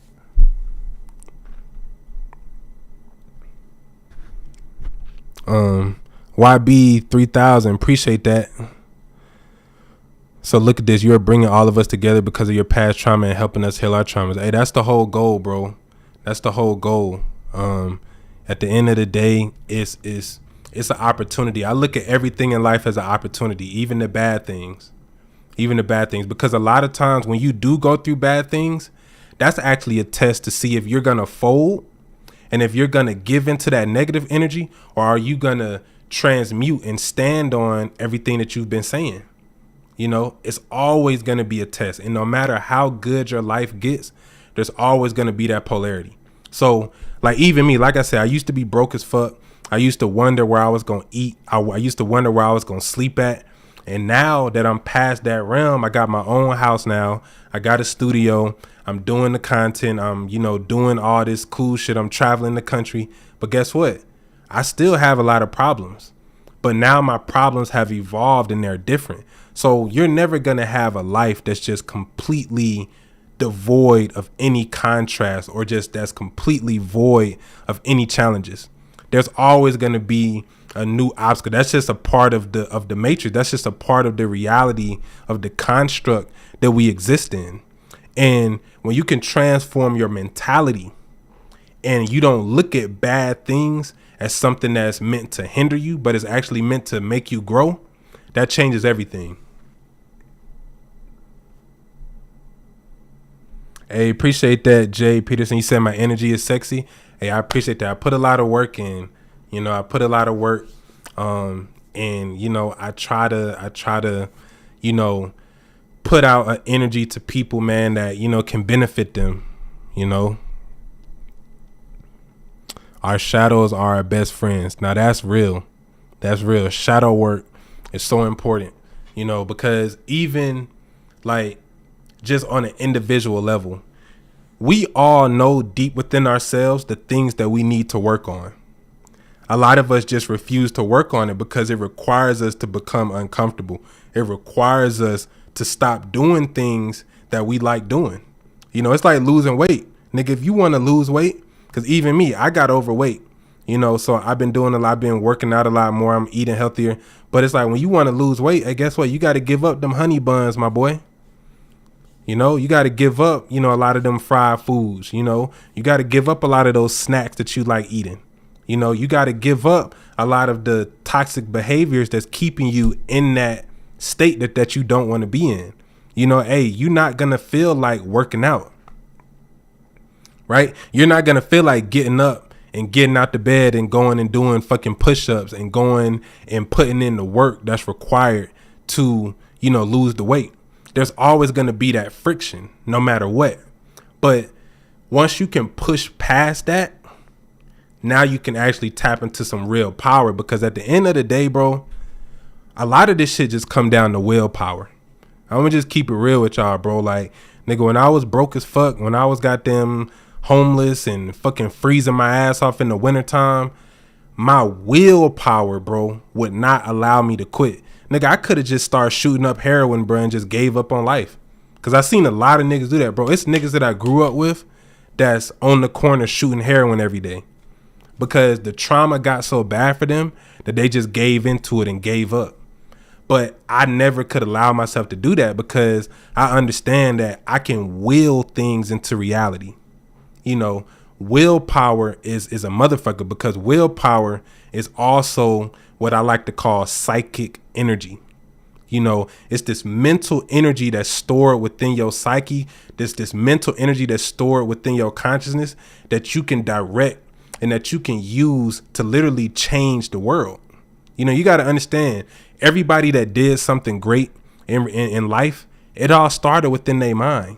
They had to be bold enough and crazy enough to believe that they could change shit. You're not going to become highly successful. You're not going to become you're not going to become the supreme version of yourself without going through that, like without testing your own limitations. You know, I always say this, bro, you got to be a little crazy to make it. Period. Because crazy only seems crazy to people that don't understand it. You know, a lot of people will look at someone like Kanye, or you look at somebody, you know, just, you know, Kanye is a good example. You know, you can say, oh yeah, he crazy, he be tweaking out. But at the end of the day, his life accomplishments and the things that he's been able to do in life, it validates that, hey, he has to know something. To get to the level that he got to, he has to be in tune with something. He has to know something. So it's always a thin line between insanity and genius. It's always a thin line between spirituality and schizophrenia. And I made a video about this like in 2022. It's such a thin line, bro, that it really intersects, because the type of conversation that, you know, I have on my page, the average person will say that I'm crazy or it's something wrong with me. Because, you know, I talk about aliens, I talk about magic, I talk about meditation, I talk about all this, you know, crazy, esoteric, deep, mystical shit. And to the average person, they like, bruh, I don't give a fuck about none of that. You sound crazy, nigga. How can I get some money? But guess what? I can show you how to get money from using this spiritual shit. But, you know, a lot of people not ready for that level. But yeah, man, you will always be misunderstood anytime you don't think within the status quo. You know, it's something that they have in sociology called the Overton window. And the Overton window is basically a set of accepted social behaviors and ways of thinking. And once you step outside of that Overton window, you become more and more ostracized. And the thing that's interesting is the further you get outside of that window, a lot of times the more potential you have to reach super high levels of success, because you can become successful, but the people that become super successful are always the weirdos. It's always the motherfuckers that's, it's something a little off about them, but that's what gives them their edge. That's what gives them the ability to transcend, you know, the typical, you know, mass mind that has people stuck. You can't be psychologically normal and achieve, you know, extraordinary things, right? So it gets deep. You said, I've been hearing owls recently too. Anytime you hear owls, or especially if you see an owl, that's spiritual protection. That's also wisdom. And it also means that you're protected. Anytime you see an owl, that means that you're protected. And it also means that there's a major transformation about to occur in your life. You know, you got to understand that a lot of these animals are more in tune than humans are, you know? So, yeah, if you hearing owls, that's a good sign.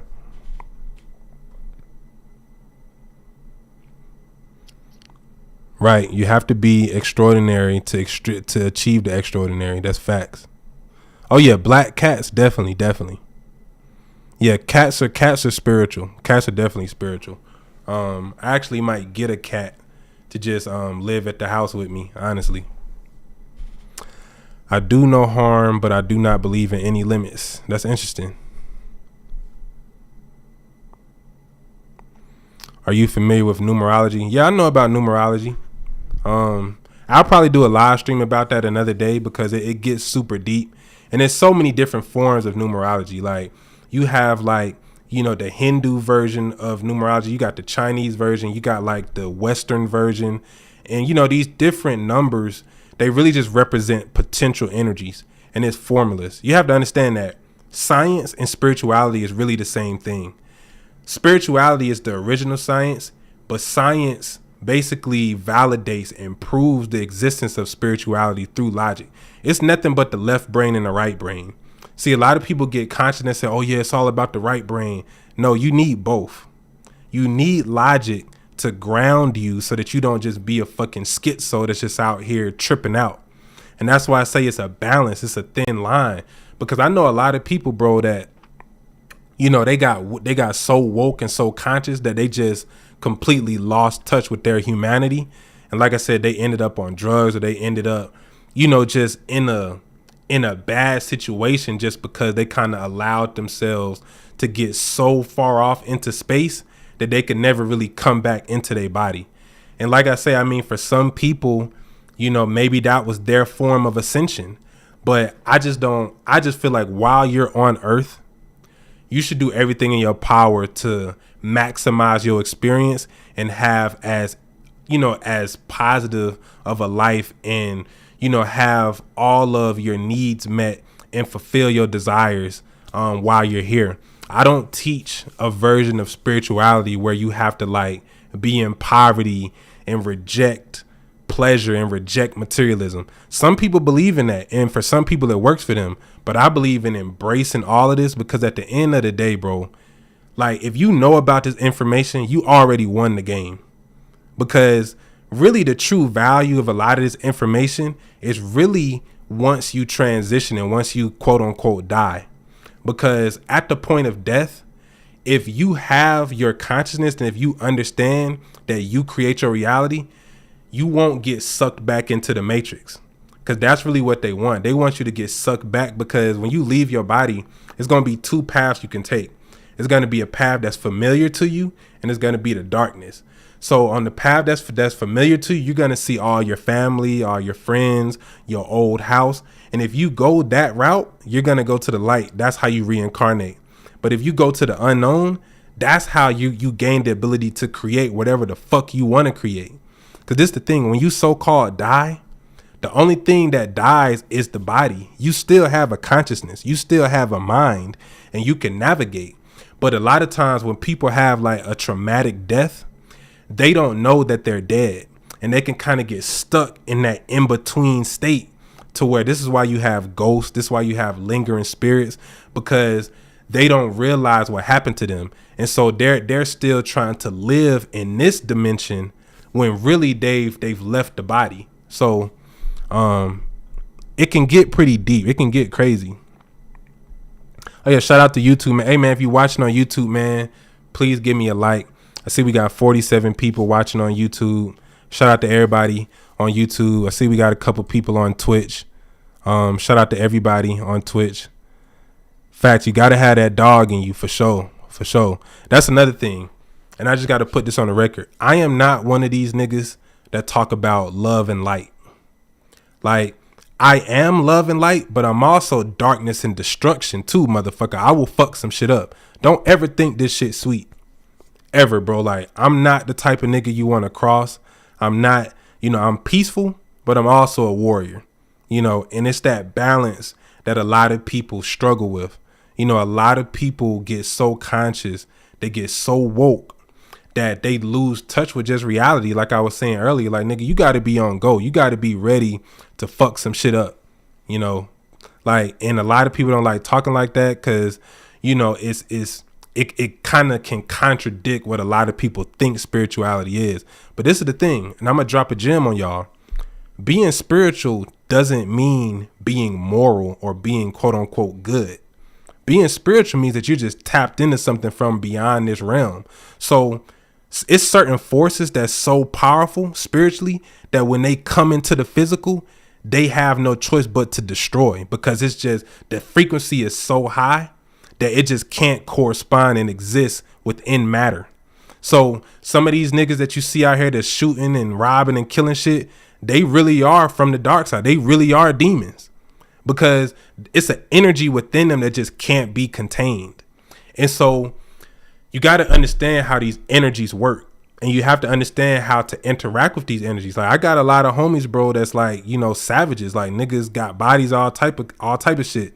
And so I'm able to be the balancing force for those type of individuals, because a lot of niggas look to me as almost like, I don't really want to say like a guide, but people come to me for advice. And that's really like a Pisces thing. Like, a lot of Pisces are good people to come to when you need advice, because Pisces usually are pretty open, and Pisces are good listeners.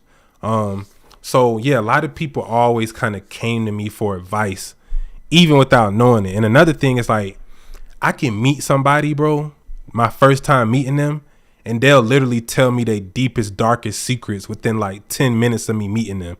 And it was always so weird. I always wonder, like, damn, why is this girl telling me about, all her deepest, darkest, like, why is this nigga telling me about, all of his, worst experience? It's like, I just always kind of had that ability to make people feel comfortable with expressing anything. And, it's one of those things where you have to be self-aware enough to kind of know how to make other people feel comfortable. But we all have certain traits positive and negative. And once you learn what those are and you learn how to use them correctly, your life can really level up. Oh yeah, Alchemist Katu, appreciate the love. What means so much to me is transparency and authenticity and not living in fear. That's facts. That's facts. Now I'm gonna let y'all know, bro. Fear, you have to move beyond fear. Fear is the number one thing that holds people back. Fear is the killer of all dreams. You gotta be out here feeling, bro. You can't give a fuck. See me, the thing about me, bro, I have never been afraid to die, bro. And that's one thing that separates me from a lot of niggas. Like, even when I got shot, bro, motherfuckers pulled up on me, pulled out the strap. Yeah, bitch ass nigga, give me everything. I looked this nigga in his eye. I said, nigga, you gotta kill me, bro. Snatched the motherfucking gun from him, right? We tussling for the gun and shit. And his homie in the corner of the room shot me in the back. But I was serious. I was like, nigga, I'm ready to die, bro. I'm not like, no, nigga, you not finna think that you just finna, like, no, nigga, I'm not going. So I was ready to die. Now, on a rational, logical level, that was dumb as fuck. I should have just gave it up. I should have just gave the niggas whatever they, because I didn't even have shit, really. But, you know, I just always had that mindset of like, hey, look, bro, if you trying to kill me, bro, let's go ahead and get it over with. Don't be playing with a gun in front of my face, nigga. If you gonna shoot me, nigga, shoot me. Let's go ahead and get it over. Like, nigga, I don't give a fuck. But that's another thing. It's like, I'm not suicidal or anything like that, but I'm not afraid to die. Like, that's why I speak about all the things I speak about with no fear. I don't give a fuck. Hey, man, if the feds come in here and shoot me in the head, hey, man, it is what it is. Guess what? I really won, because now I'm out of the body. Okay, my energy is going to expand. My consciousness is going to go to a whole nother level. And really, I won. You know, so it's like, I have no fear of death, bro. And once you can overcome your fear of death, you automatically overcome any fears that you have in life. The fear of death is what holds a lot of people back. Because if you wasn't afraid to die, you wouldn't be afraid to try. You wouldn't be afraid, you know, to fail. A lot of this shit goes back to that fear of death. Once you can remove that, bro, life is nothing. Life is easy. You know, but a lot of people won't chase their dreams because they're scared of failure. I knew that I was going to have to go through a lot of fucked up things to get to where I wanted to be at in life. So I knew that I was going to probably have to be homeless. I knew I was probably going to have to go to jail. I was prepared for all of that because I knew in the end, the price would be worth it. The ends would justify the means, right? So you have to move completely beyond fear, bro. You should never be scared of anything. What the fuck are you scared of? Whatever is going to happen is going to happen, bro. You know, it's like if you driving in a car and you constantly thinking about, oh man, what if I get in an accident? Who the fuck thinks like that? Of course you're going to get in an accident if you got that type of mindset, you know, but if you just drive and carefree, not thinking about none of that shit, you know, you'll be good.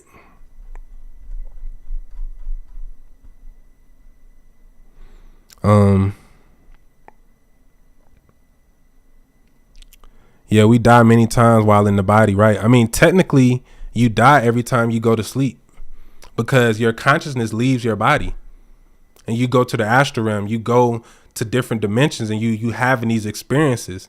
And that's why I just put out an ebook on lucid dreaming, showing people step by step how to lucid dream, how to prepare yourself to lucid dream. And it's simple things, bro. Like, you really want to avoid eating like 3 to 4 hours before you go to sleep, because your body will have more energy to be able to project you into that next realm. You also want to cut off or unplug any electronics. You also want to get some, you want to get like dark or light controlled blinds in your room if possible, to where you can block out all the light. You want it to be as dark as possible. And even just sitting in a dark room and meditating, you can produce DMT from just being in complete darkness. You know, they have like sensory deprivation tanks. They even have like rooms now where motherfuckers, bro, this is a cold hustle too. I need to put something like this together.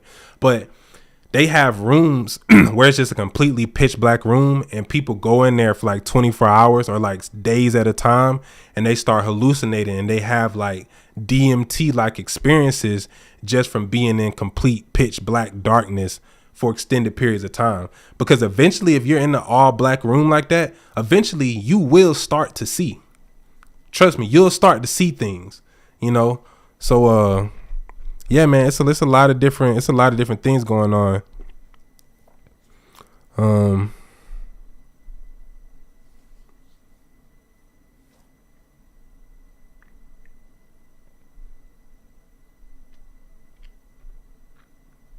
Right. Yeah, man, that's real though. But let's see what the comments. I've heard about those dark rooms. Yeah, bro, it's real. It's real. I've seen shadows moving in the dark. Thought I was tripping. I mean, you wasn't tripping. I mean, you definitely saw it. Thought some people who have died and came back saying that they saw spirit. I mean, if they said that they saw it, I mean, who am I to tell them that they didn't? The thing about the spiritual realm is that it's a realm of infinite possibilities. So anything that you can imagine exists. So all of these things that we talk about, whether it's aliens, whether it's different beings, whether it's different realities, it all exists. Because if you can conceive of it, if you can imagine it, then it exists somewhere within the universe, you know. Repeating dream where I'm in elementary school, middle or high school.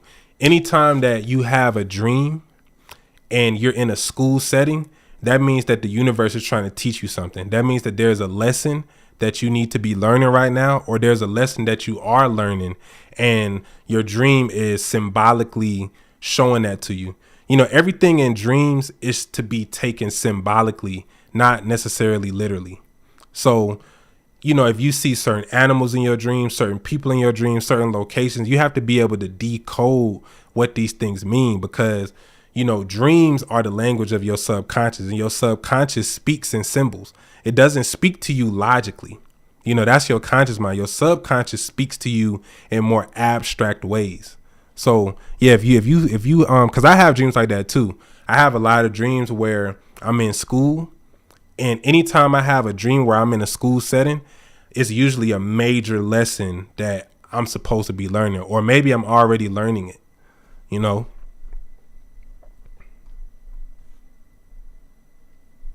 But yeah, man, shout out to the chat, man. 52 people watching on YouTube. We got 200 people on IG. Hey, man, appreciate y'all for rocking with me, man. Yeah, you know what? How long we been going? Okay, yeah, we about an hour and 30 minutes in. Okay, that's not too bad. Repeatedly dreaming about someone you know flying all the time. That's an interesting one. I mean, it really depends on your relationship with that person. If it's someone that's like, you know, that you have kind of a deep connection with, you know, it could mean that they are about to ascend to a new level in life, or it could mean that maybe they need to be more grounded. It's a lot of ways you can look at it, but you have to decode your dreams and put it into the proper context based upon your own life. So it could, you know, dreams are weird because it's a lot of times it's not just a set straight meaning. It can be abstract meanings, or it can have many different meanings all in one dream. My YouTube channel is Merkaba13. Yeah, Merkaba13 is my name on all platforms. So if you type in Merkaba13, whether it's YouTube, TikTok, Twitter, YouTube, all the platforms, my name is the same. You can follow me on all of that. Dreamed the same dream for 3 years, then 9 years later it came true. Yeah, that's another thing. A lot of times our dreams are prophecies. Even if you read the Bible, a lot of the prophets in the Bible, they got their prophecies through their dreams, you know? And so being able to decode your dreams, being able to remember your dreams, and being able to induce your dreams is very, very key, because your dreams can really put you on some game, bro. You know, and a lot of times, you know, we think that it's just a dream. It don't mean anything, but a lot of time it actually does. I have dreams that I can fly or am flying on the regular like I've done it before. I mean, yeah. You can, you can do that, man. I mean, you got to understand in your dreams, you're not limited to the same things in the physical reality. So you can do anything. What are your thoughts on the zodiac ages? I'll put it like this. The zodiac, really, to me, the whole zodiac system is really a psyop. Because, and when I say psyop, I mean that it's used in an improper way. Because a lot of people say, oh yeah, I'm this sign and this is why I act like this, or I'm this sign and I don't like this sign. But the whole point of the zodiac wheel, of all of the different constellations, you have all of these energies within you. And the goal is to master each of these houses and to master each of these constellations within your own self. That's really the goal of the zodiac sign. Now, of course, if you're born under certain signs, you'll probably have more of that energy, will be more dominant. But the goal is to learn how to tap into all of these energies, because it's all aspects of you. You're supposed to be in the center of the zodiac, and you're supposed to be able to tap into all of this and understand each principle and each sign has something that you can learn from and that you can use. So a lot of people limit themselves to just being one sign. But even if you look at if you get a natal chart, you'll see that you have all of the constellations, all the planets, all the signs somewhere in your chart. And that's why when you look at the natal chart, you have to look into the houses. You have to look at the whole picture, not just the zodiac sign. That's how they psyop you, because it's really a holistic thing, and people kind of only focus on the sun sign. They don't get into the rising sign. They don't get into the ascendant signs. They don't get deep into the houses or the nodes or all of the different varying levels of it. They just stay stuck on that one sign. And you're really supposed to tap into all of this, because it's all you.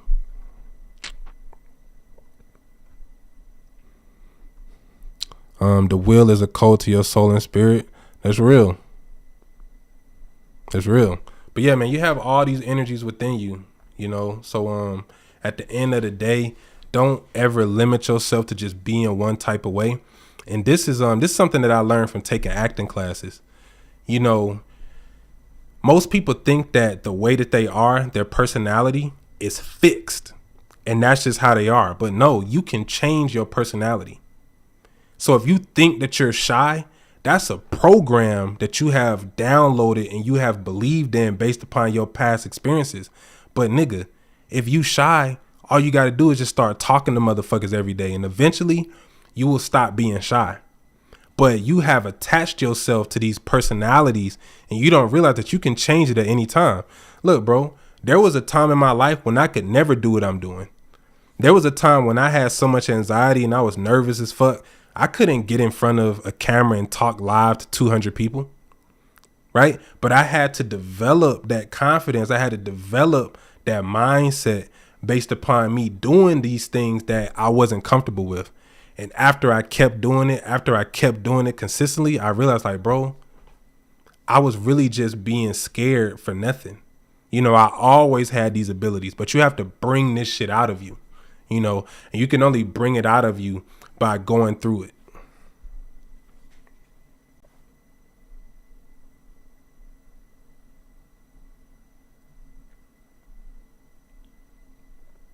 Once you get into that, it'd be easier to navigate life. That's real.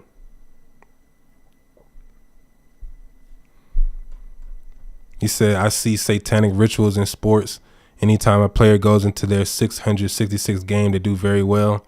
First of all, when you say satanic ritual, I think you're kind of misconstruing that, because 666 is not a negative number.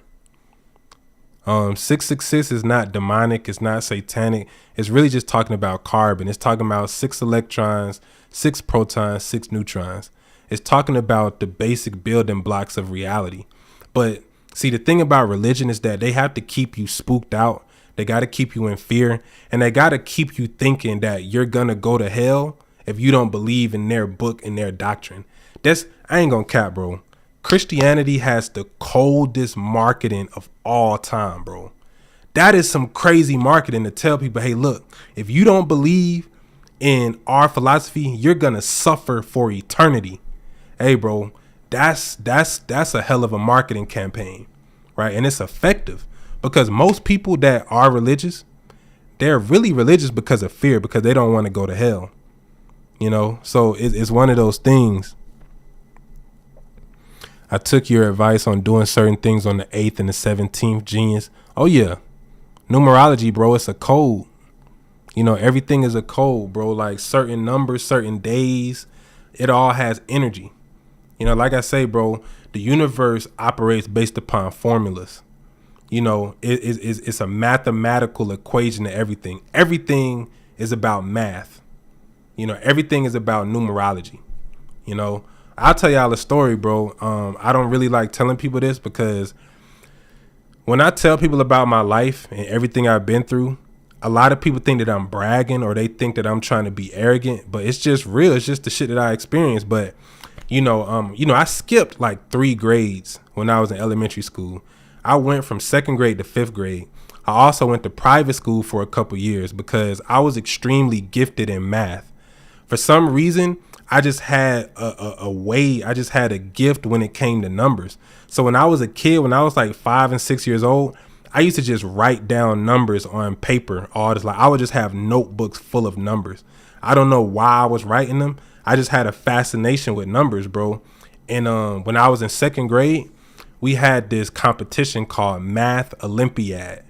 And it's where 2 students would go to the board and the teacher would give you a math problem. And whoever answers the question first would win a prize or would go to the next round. And I was so good at math that I was going up against the 5th graders because the people in my grade couldn't keep up. So it was a white man, this white dude named Mr. Reynolds. You know what I'm saying? R.I.P. to him. He was the first person that really saw that I was a genius. And he recommended me to get transferred to another school and to skip the grades. So he put me up against the 5th graders. I'm in 2nd grade going up against 5th graders, and I was smoking their ass every motherfucking time, you know? So I always kind of had a knack for, numbers and just intellect, because I noticed even as a young kid, I remember I was in kindergarten and we had like a test, and it was a simple test. All you had to do was count to as high as a number as you could count. And a lot of niggas couldn't even count to 20, bro. You know what I'm saying? A lot of niggas couldn't even count to 10. And I was counting to 500 and 600.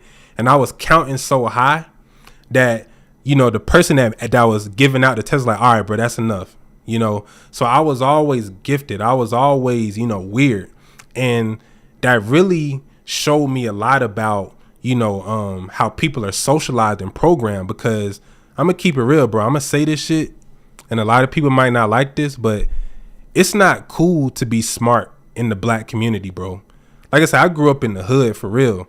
So it's I noticed that, me being smart got me hated on because I was always the first nigga to finish the homework. I was always super smart. And so now motherfuckers start calling me a nerd. Niggas start calling me weird. Niggas start calling me lame. So now I'm associating being smart with being lame, because I kind of want to fit in with my friends, because when I'm talking to my friend, they're like, bro, we don't give a fuck about this school shit. We don't give a fuck about being smart. So I'm kind of alienated because I'm like, damn, it's not cool to be smart. So it's cool to just, fight and, just do dumb shit all day. And that's how a lot of us get socialized. And that's how a lot of people get programmed, because we kind of create this narrative where if you're too smart, you get labeled and you kind of get, ostracized and kind of put to the side. And that really, helps to create the culture of ignorance that we really have today. And so, yeah, I keep it real with y'all, bro. I was a nerd that got tricked into the streets because I was always smart as fuck, bro. And honestly, I wanted to fit in with my friends so bad that I started saying fuck being smart, and I started to try to be a hood nigga. So now I'm breaking in niggas' houses, I'm jumping niggas, I'm getting in fights with niggas, I'm doing all this dumbass shit because of peer pressure. because I let niggas convince me that it wasn't cool to be smart, you know? And it's one of those things, bro, where it's like, you know, people try to make it seem like there's something wrong with you when there's really something wrong with them. Like, you motherfuckers are dumb as fuck. I'm smart, and y'all trying to make me be less confident in my intellect so I come back down to your level.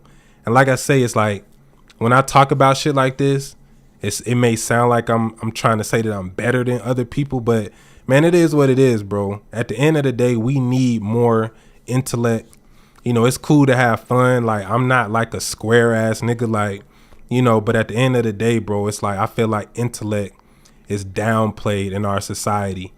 And really, it's smart people that run shit. Like, even the so-called Illuminati, guess what? You may not like them. They may be wicked. They may be evil. They may be fucked up. But these motherfuckers is smart. They know some shit. That's how they able to rule over the masses, because they believe in intellect. They just use their intellect for fucked up purposes, you know? But yeah, man, it's so crazy, bro, how they try to trick you into being a dumb nigga. It's crazy. It's some cold marketing. Bro. But yeah, bro, and people would try to judge you based on how you look. And I really like that, because one of the smartest things that you can do as somebody that is intellectual, you got to know how to play dumb. Don't let motherfuckers know how smart you is all the time, bro. A lot of times I'll let motherfuckers think I'm dumb and I don't know what's going on. Whole time I'm playing chess, nigga. I'm waiting on you to fuck up and do some dumb shit so now I can checkmate your ass. And you thought that I was just a dumbass nigga that ain't have the game. Nigga, I been had the game, you know? So, yeah, man, you gotta really, you know, take pride, bro, in being different. Like I say, I was always weird, but I was never a weirdo. See, it's a difference between being weird and being a weirdo. If you a weirdo, you ain't getting no bitches, you ain't getting no hoes, it's over with. You just gonna be a weirdo. But if you weird, that's good, because that just means you different. It just means you not like everybody else. So I was the black kid in the hood that was listening to rock music. I was the black kid in the hood that didn't give a fuck about wearing Jordans and that didn't give a fuck about being the freshest. I didn't give a fuck about none of that, nigga. I cared about drawing, making music. I started making beats when I was like 11 years old. I taught myself everything I know. I taught myself how to play the piano. I was always interested in developing my mind. I didn't really give a fuck about just being the most popular. Like, nigga, I was trying to explore my talents and explore my own mind. And a lot of people don't do that. A lot of people try to fit in. A lot of people are scared to be different. And I was always the weird nigga. But it's crazy because even though I was weird, I was still popular. Like, I was never a lame ass nigga, you know? So it's like a lot of people really respected me because I was true to myself.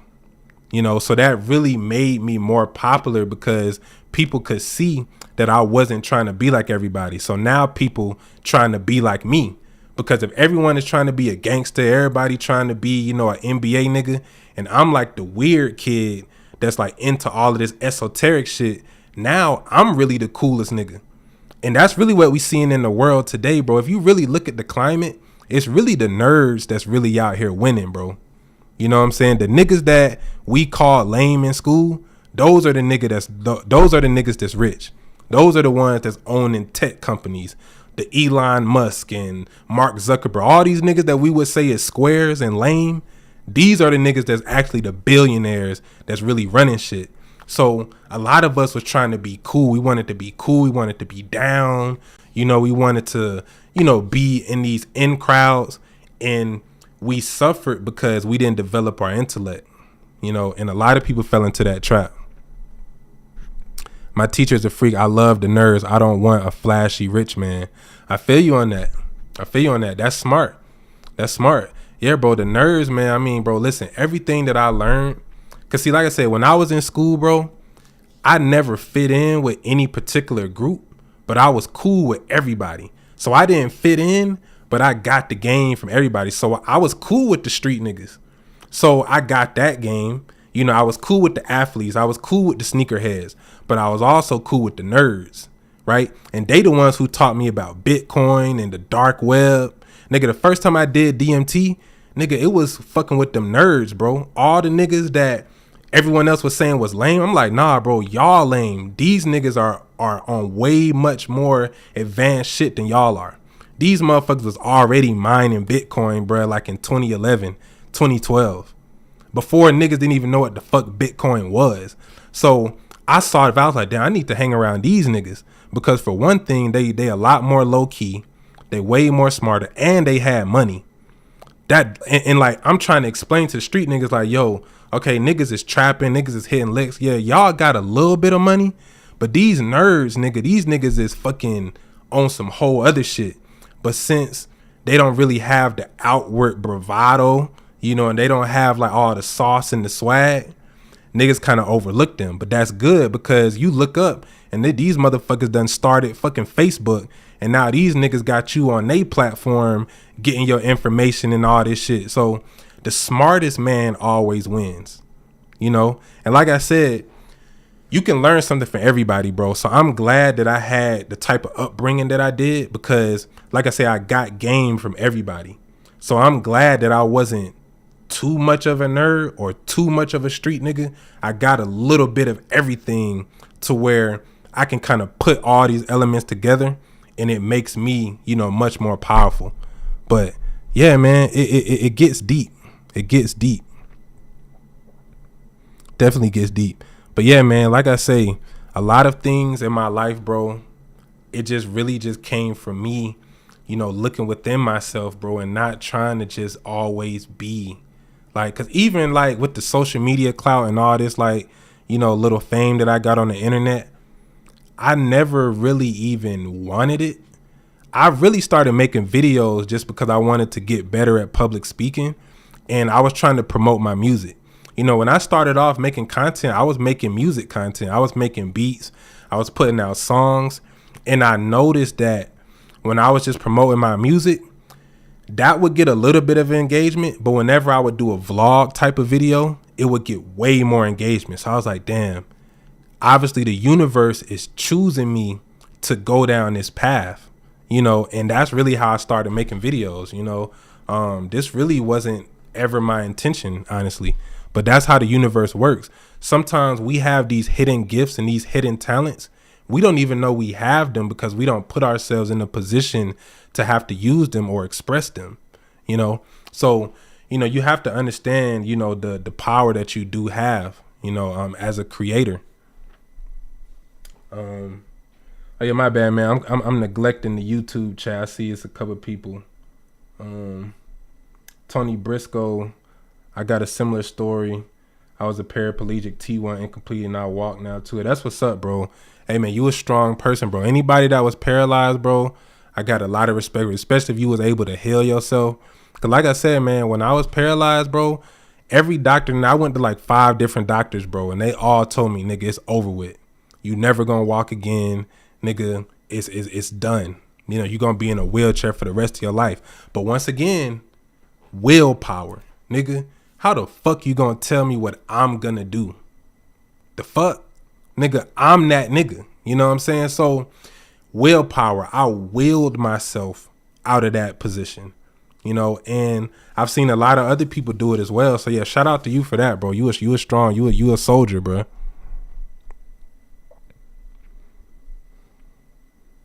But okay, her university, I feel like I have psychic abilities. I'm always seeing shit before it happens. Listen, every woman is psychic. The thing is, society has kind of like fucked the dynamics up to where a lot of women just don't have confidence in themselves, you know, and they're always seeking validation from outside sources. But most women naturally are psychic, especially once they get in tune with themselves and they start actually, you know, getting into their spiritual practices. Listen, bro, I tell niggas this all the time. I only fuck with witches. I only fuck with women, queens, goddesses that's in tune with that part of themselves. Because, bro, women just have this natural intuition that certain men have it too, but women's intuition is on another level.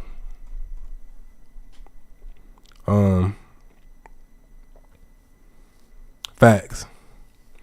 We are spiritual beings and sacred women's intuition is a thing. Yeah, it's definitely a thing, bro. It's definitely a thing. Why my body is on flames. Like, that's that Kundalini energy. It's that Kundalini energy, you know? Yeah, like, you lit.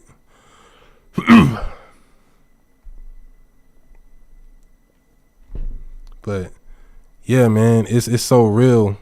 The pen is sharper than the knife. I like that. Even the entertainers that people look up to get money and get educated and get degrees, and people don't really look at that part. That's real. That's real. Because look, at the end of the day, especially in the black community, bro, but really just in America in general, we need more people to get into STEM. That's science, technology, engineering, and math. We have a desperate lack of people that's going into these fields. And that's why we have to import motherfuckers from China and Japan and India, because most young people, they don't want to get into science. They don't want to get into tech. They don't want to get into engineering. But these are the things that basically help society function. If you don't have science, bro, if you don't have engineering, like if you don't have engineering, you don't have architects, you don't have cars, you don't have any of the buildings, like the things that's really essential to society, people don't really give a fuck about. You know, and then we complain about, we complain about the things that go on, but it's like, who's really willing to step up and make the change? You know, and like I say, it's not cool to be smart. It's cool to be an ignorant, dumbass nigga that's just, focused on clothes and how many bitches you can fuck and just all of these things that's really meaningless at the end of the day. What did you build? What did you create? That's really what life is about a lot of times. So, yeah, man, it's real out here. Oh yeah, shout out to the Scorpios. Can you speak on this Cat Williams press? I already did a video on Cat Williams, bro. It's called marketing. It's marketing. Like, at the end of the day, Cat Williams is on tour right now. All his tour dates is sold out. He dropped that interview like literally 2 days before he went on tour. It's all marketing. And you got to understand that people in Hollywood, they know that the masses like to see people go at each other. So people love to hear niggas spill the tea and talk about this behind the scenes shit and attack each other. It's entertainment, bro. They have to keep you entertained. They can't just, be boring. They have to keep you invested. They have to keep you going. And like I say, I fuck with Cat Williams. I mean, he said a lot of things in that interview that, is valuable, but I don't put too much stock into these celebrities, bro. At the end of the day, they're doing what they're supposed to do. They doing their job, which is to entertain.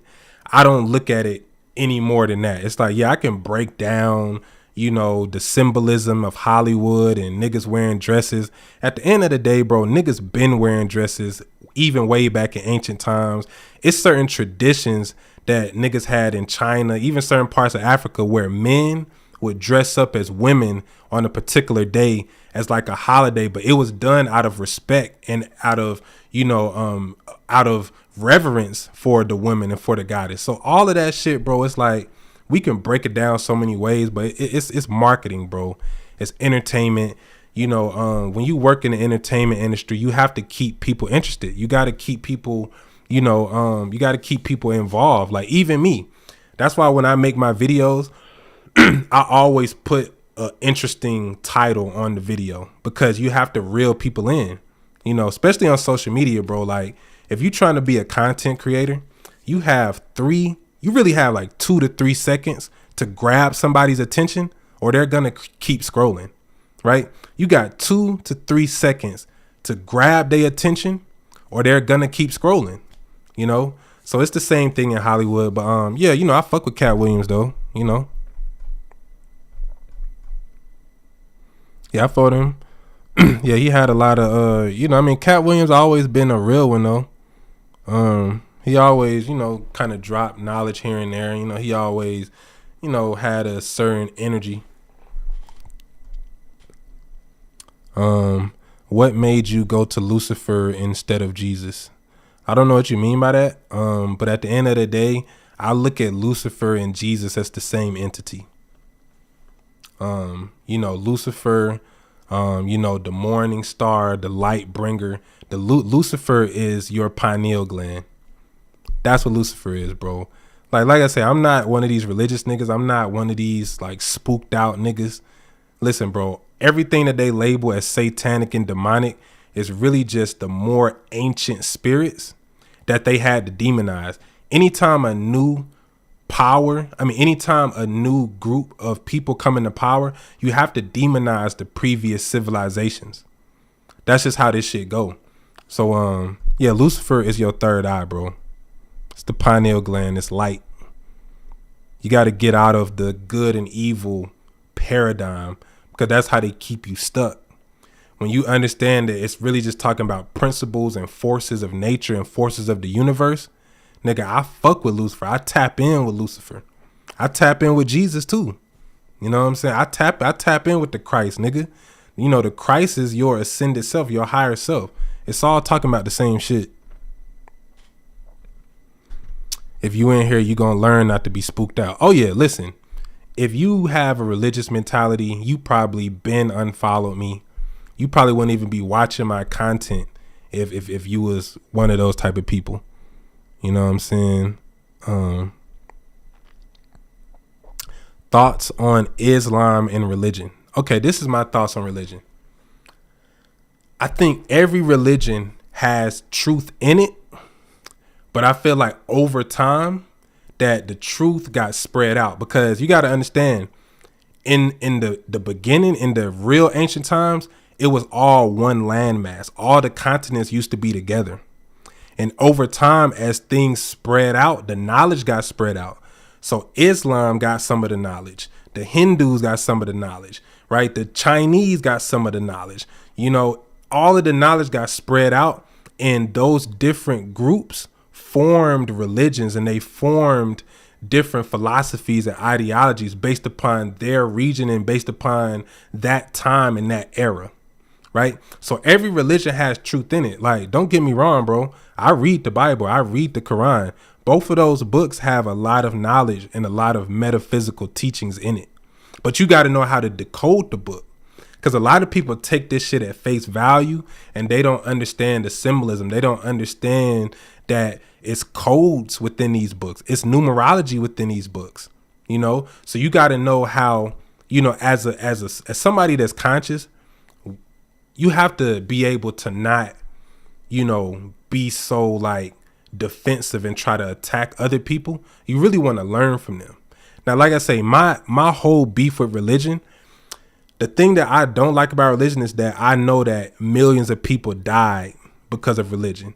Like, there was a certain time on the planet, bro, where you either converted to Christianity, you converted to Islam, or you died. Like, that's just what it was, and depending on where you was at in the world would, depend on how severe, the Crusades actually got. But most Muslims that I've met personally were pretty cool. So I don't have a beef with Muslims or Christians. I have a beef with the Muslims and Christians that try to, tell me that what I'm doing is wrong and I'm going to suffer for my beliefs. Nigga, what makes your beliefs any better or more valid than my beliefs? Like, come on, bro. It's like you really trying me, and you really kind of like insulting my intelligence, because I probably know more about these religions than, the people that's in the religions, because even like with Christianity, a lot of people don't know that a lot of Christian teachings come from ancient Egypt. A lot of the stories in the Bible come from ancient Egypt. But Christians will tell you that ancient Egypt is demonic. But how can it be demonic if a lot of the knowledge that you have is based on that? Make it make sense. And so at the end of the day, this is what I say, bro. If you are a Christian or a Muslim and you actually live by the teachings, I respect you. Because if you actually live by the teachings of Christianity, you're supposed to love everybody, bro. You're supposed to be spreading love. You're supposed to be living in the image of Jesus. You're supposed to be following in that footsteps. So if you telling me that you a Christian, but you spreading hate to me, nigga, you not even a Christian for real. So yeah, like any people that I meet that's truly like in their religion and they in it on a heart level, I respect it, bro. I respect anybody that's disciplined enough to stick to something for an extended period of time. I respect that. Definitely. Religion was created to control the masses. I agree. I used to go to church and I could not be around those people. Yeah, man, it's like people take the word and then they use the word and they use the religion as a weapon. That's what I don't like. Like the actual teachings and some of the principles and the lessons in religion, I think is good.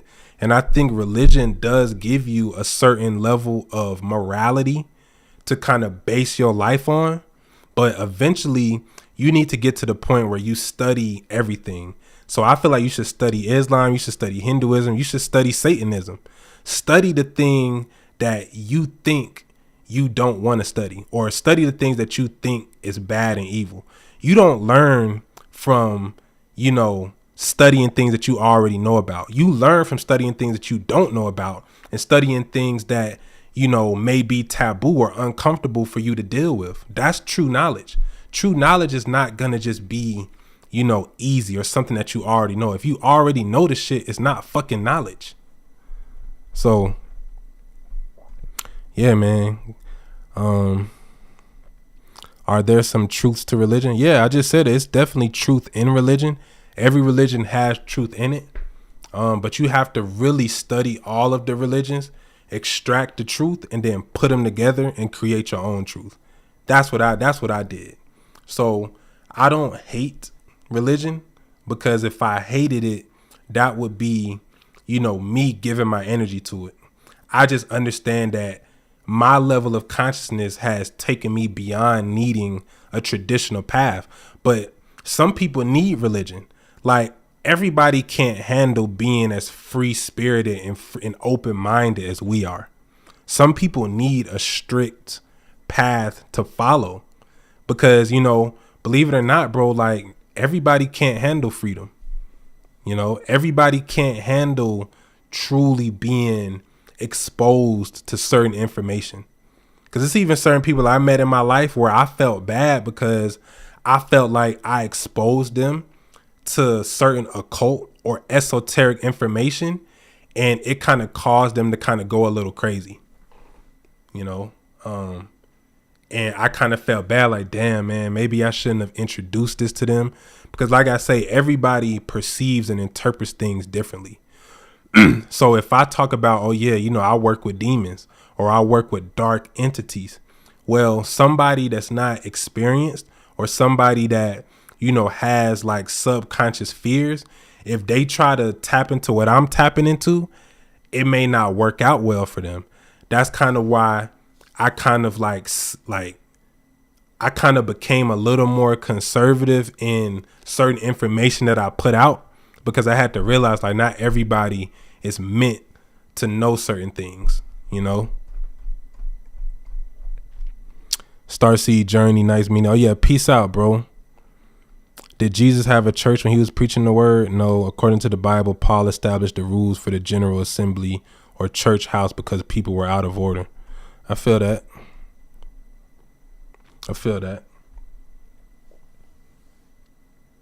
Oh yeah, Alchemist Katu, appreciate that, man. Appreciate that. Honeybee Monkey. Oh yeah, Emerald Tablets. Yeah, I know about the Emerald Tablets, the Anunnaki and all of that, ancient Sumeria. Yeah, I'll probably do a live about that, because you're gonna see a lot of talks about aliens this year.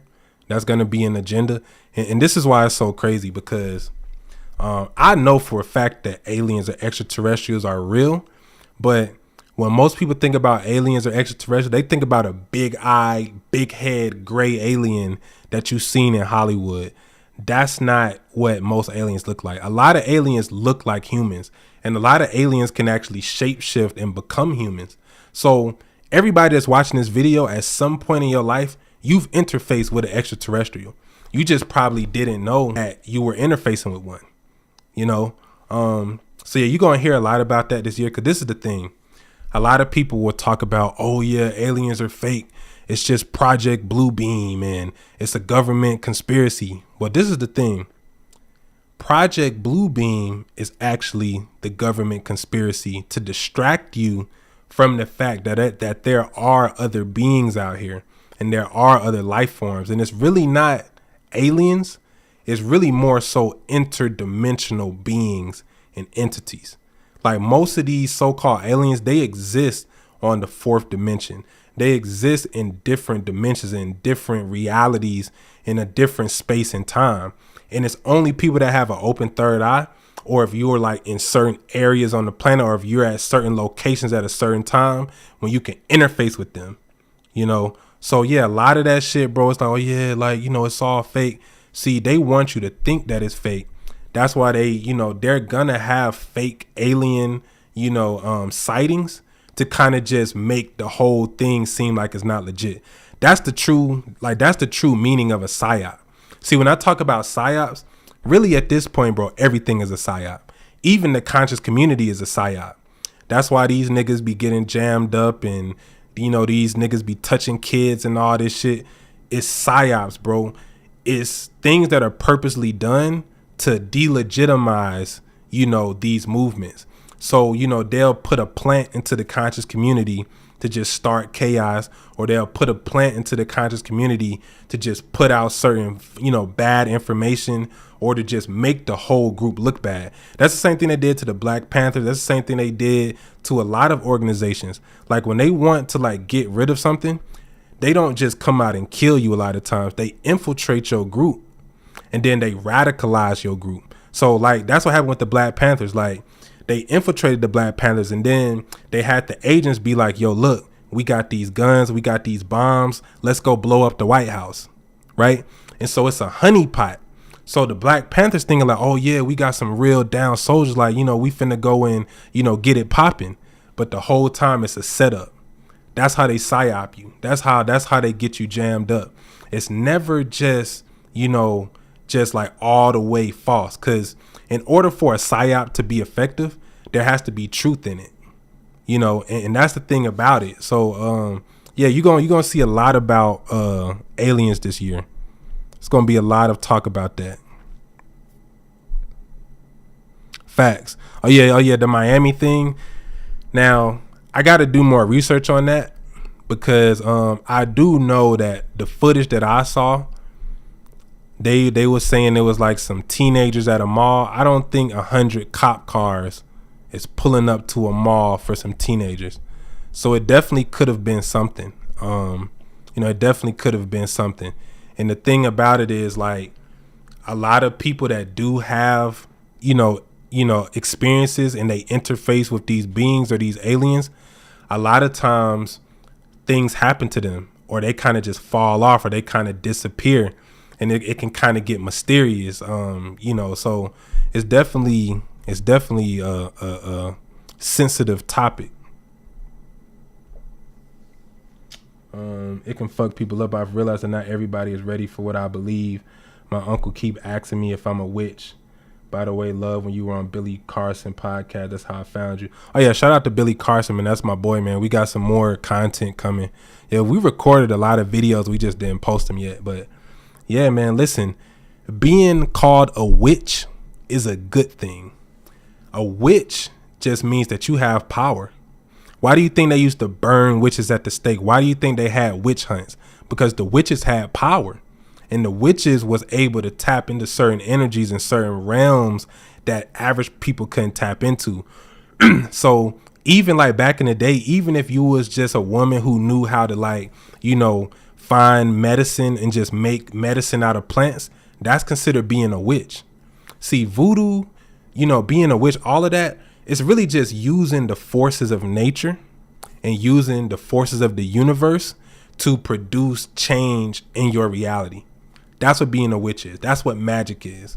So yeah, if someone calling you a witch, bro, don't ever let that shit get to you, man. That's a compliment. Like I say, I only fuck with witches, period. Definitely. And yeah, they have painted a negative connotation to that word. And like I say, that's how they run a psyop. See, the whole point of a psyop is to just change the way the masses think about something. Think about like the hippie movement. in the 60s when everybody was like, you know, just going out in nature and, you know, quitting their job and just living amongst each other. How they psyoped, you know, the hippie movement is that they gave you Charles Manson and they gave you like these serial killers to attach to that movement. So now everybody looks at it as something bad and negative. You know, it's like with hip hop, you know, it's like it's so many things where something will start off pure and then they come in and then they just change the narrative. They change the frequency of it and weaponize it and change the public perception on that topic or that issue. That's what a psyop is. It's all about public perception, because the thing is, at this point, they know that if you're conscious and if you really spiritual, they really can't fuck with you. They only care about the masses. As long as the masses are still going along with the program, they'll let us, you know, do whatever we want to do, basically. You know, now if you get too powerful to where they feel like you're really a threat, like a real threat physically, then it can get real for you. But, you know, a lot of times, bro, you really don't really have too much to worry about. You know, it's really their focus is on the masses. As long as they can keep the masses plugged in, that's really all they care about.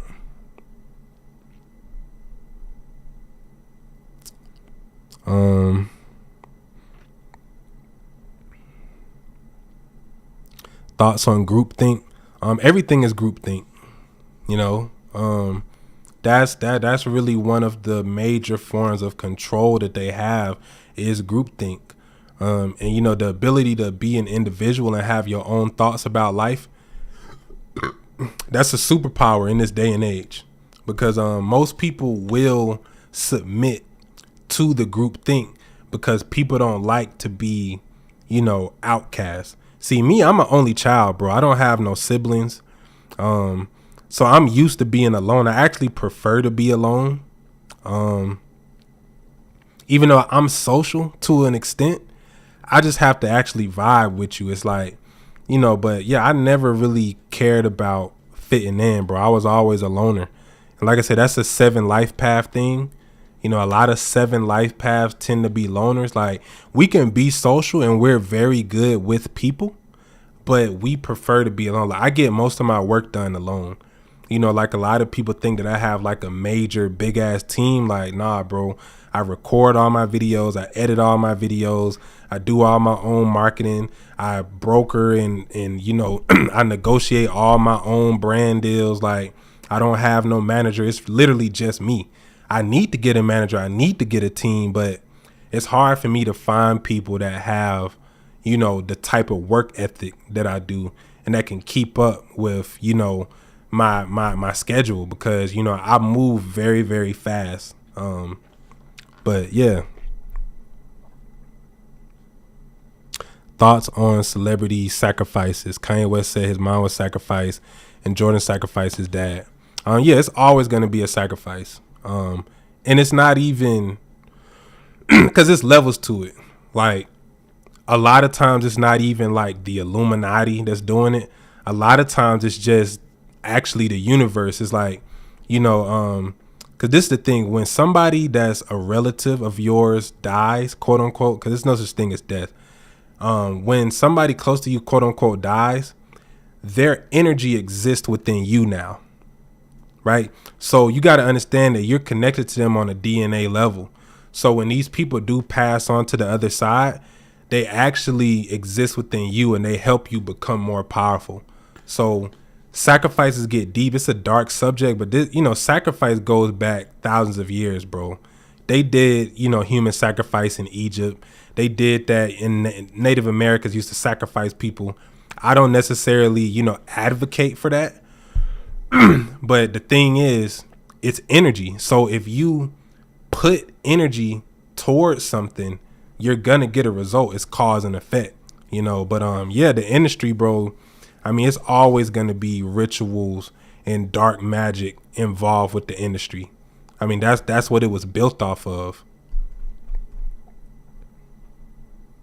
Facts. It's a way, but not a necessity. Like, yeah, I mean, you never have to. And this is the thing with the industry too. It's like, you don't have to do these rituals if you do your own rituals. So, you know, I got more money than certain celebrities and some certain rappers. And it's like, I never did none of the shit that they did. You know what I'm saying? Nobody can say that, you know, they bent me over. Nobody can say that, you know, I sacrificed them. Nobody can say that, you know, I did any of these weird things just because I do my own rituals. You know, so I don't need their rituals to get myself lit. Nigga, I can do my own rituals. But a lot of artists, they don't know about the occult, and they're very young, and they're, you know, they're willing to do anything to make it.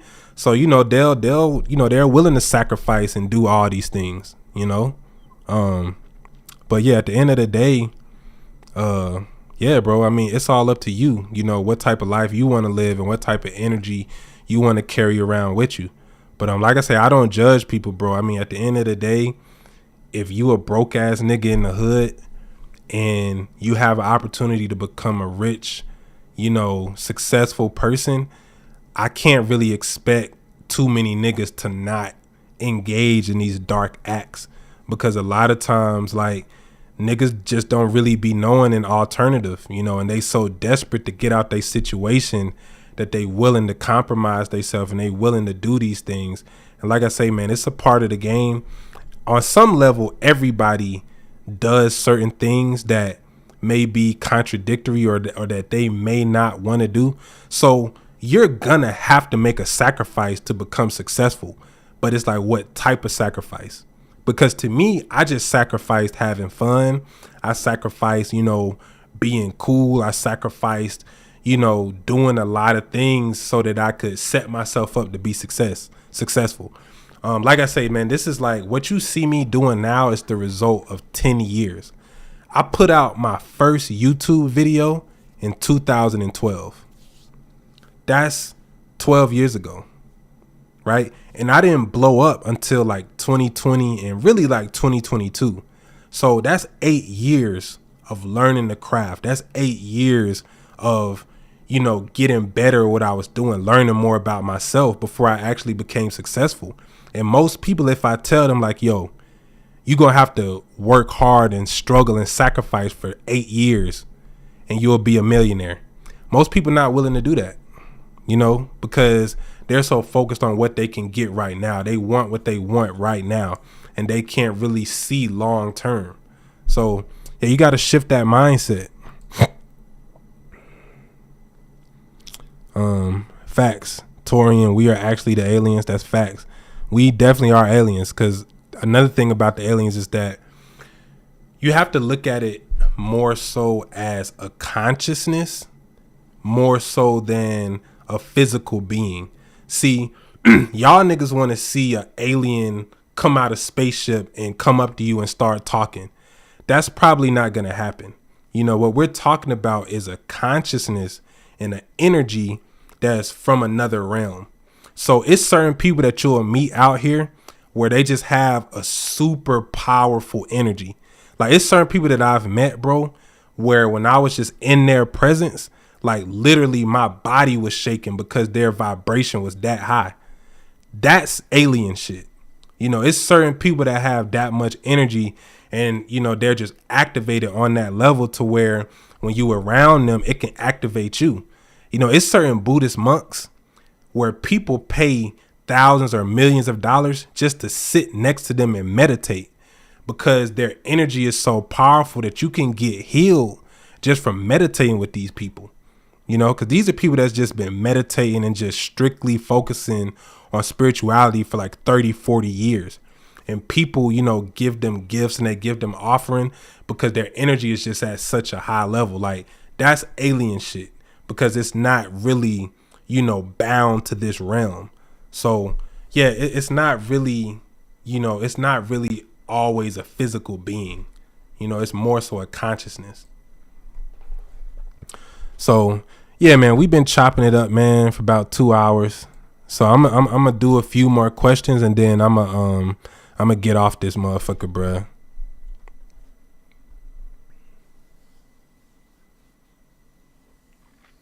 Rashad Jamal. Yeah, I seen a couple people ask me about Rashad Jamal. Honestly, I never really watched a lot of his content. I only saw clips on social media. So I don't really know too much about him, bro. I will say that he did have a powerful energy, and I know a lot of people follow him. But as far as like his case and what he got locked up for, I got to do more research on it. I don't like to speak on things that I don't know, and I don't know him, so I'm not gonna really say, you know, what he did or like what he didn't do. But so I don't know if it was a government conspiracy or if he really did, you know, do some, you know, fucked up shit, because it's always a thin line, bro. It's like a lot of times if something happens to somebody that's like a prominent figure, niggas will automatically say, oh yeah, it's the government. It could be. It's a 50-50 chance, but some of these niggas do be on some fuck shit out here. So in his case, I don't know, bro. Like I said, I probably got to do more research on it. But yeah, I can't really speak on him personally. You said, do I still watch porn? Sometimes. I don't watch it like that, but the type of porn that I watch is probably not the type of porn that y'all think of, because it's different levels to porn. Like, you know, it's some real artistic and highly erotic and, you know, tantric type of porn. See, that's what I be on, you know. But at the end of the day, like I said, I don't judge, bro. Like I said, you know, some of the most spiritual people that I've met were sex workers. You know, like some of these women that you see, bro, that, you know, y'all call whores or hoes or whatever, some of them are actually some of the most, you know, enlightened individuals. And it's different levels to sex work, bro. Like, being a sex worker doesn't mean that you're getting fucked every night. You know, it's different levels to that shit. So, yeah, at the end of the day, man, you know, a lot of people, like, there is a lot of negativity in porn, and I know, like, it's a lot of abuse, it's a lot of trafficking, and it's a lot of fucked up things within that. But I don't just look at something and just say, oh, everything in that is bad. I say, no, there's good and bad within everything. And I'm mature enough to know that, you know, just because you do certain things, it doesn't totally define you as a person. So at the end of the day, it's like, nigga, yeah, bro, like, I watch porn sometimes, but I'm not an addict. I'm not just out here busting nuts every day to a fucking screen. Like, you know. So, but yeah, man. So yeah, I'm gonna take a few more questions, and I'm gonna right, sexual healers. Like, that's what I'm saying. Some of these so-called hoes can actually heal you, bro. You know, because, you know, really sexual energy is the most potent form of energy. And it's really energy that can wake you up. Because when you have an orgasm, and you got to understand, it's a difference between busting a nut and having an orgasm. But when you have a full body orgasm, you're getting a glimpse of heaven. Like, you're actually tapping into a higher level of bliss, and you're actually getting pineal gland activation as well.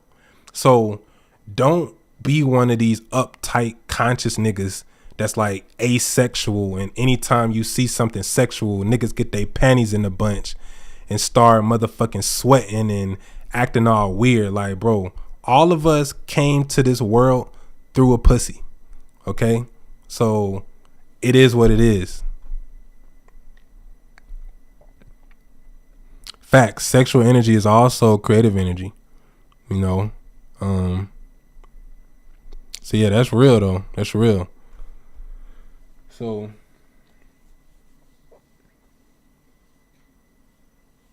okay, this is a good question. They say the industry is corrupt. Then I hear that there's no such thing as morality. Is that contradiction religious mind or ignored truth? This is the thing. Morality exists, but in the universe, in the grand scheme of the universe, it doesn't exist. Because when we think about nature, most people would say nature is nurturing, it's beautiful, you know, it provides all of the things that we need. But nature will also fuck some shit up, nigga. Have you ever seen a tornado?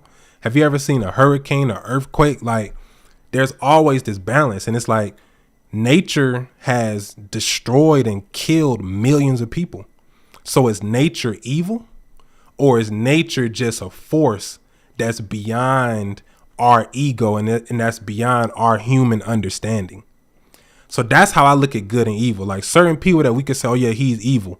I would say no, there's forces within him from beyond this realm that we don't understand, and we label that as evil. You know, now on a human level, yeah, it's like it could be fucked up. But on a universal conscious level, when we looking at it, not from our human eyes, but from an elevated perspective, we'll see that it's like, okay, yeah, certain things go beyond evil. You know, certain things go beyond morality. And at the end of the day, what one person considers to be moral and right, the other person could be considered, can consider that same thing evil. You know, a lot of people think that I'm evil, even though what have I actually done that's evil that people can actually prove? You know, you might see me rocking a Baphomet sigil. You might see me doing a ritual that looks dark and sinister, but does that make me evil? Because I associate and I use these symbols as a tool to empower myself. Is that evil? Or is that me using the forces that exist to empower myself and create my reality? So it's weird. It's one of those things where it's like, I understand that there are certain things that are just morally wrong, but at the same time, I understand that the spirit doesn't operate based on our human morality and our laws. So that's what people mean when they say morality doesn't exist. We just mean that it's a human construct, you know? So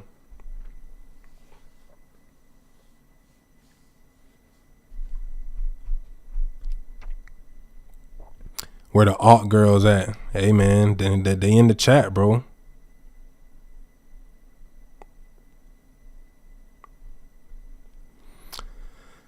So you're on the left-hand path or in the middle? Well, see, the thing about it is when you're on the middle path, you can deviate to the left sometimes. You can deviate to the right sometimes. This is why I'm such a, people would say I contradict myself, because because I can play with both sides. I can play with the light and the darkness. Most people either have to strictly be light or strictly be dark. And I'm one of those rare hybrid entities where I can tap into both sides of the force.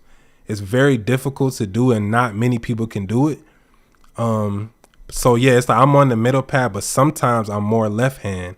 Sometimes I'm more right hand. Because the thing about the left hand path is that it's not necessarily evil. It's more so just about self gratification and about self deification. So the left hand path is about you becoming your own God, creating your own reality, and fuck everything else. Basically, like you're putting yourself at the top of the pyramid. Whereas the right hand path is more so about trying to uplift humanity and trying to improve, you know, and kind of like bring more of a universal, you know, harmony to other people. So I'm somewhere in the middle because it's like I want to help people, but I'm not gonna overextend myself to the point where I'm trying to save motherfuckers that don't want to be saved. I'm not into that. I'm not Jesus, nigga. I'm the Christ, but I'm not here to die for y'all nigga sins. Nigga, fuck that.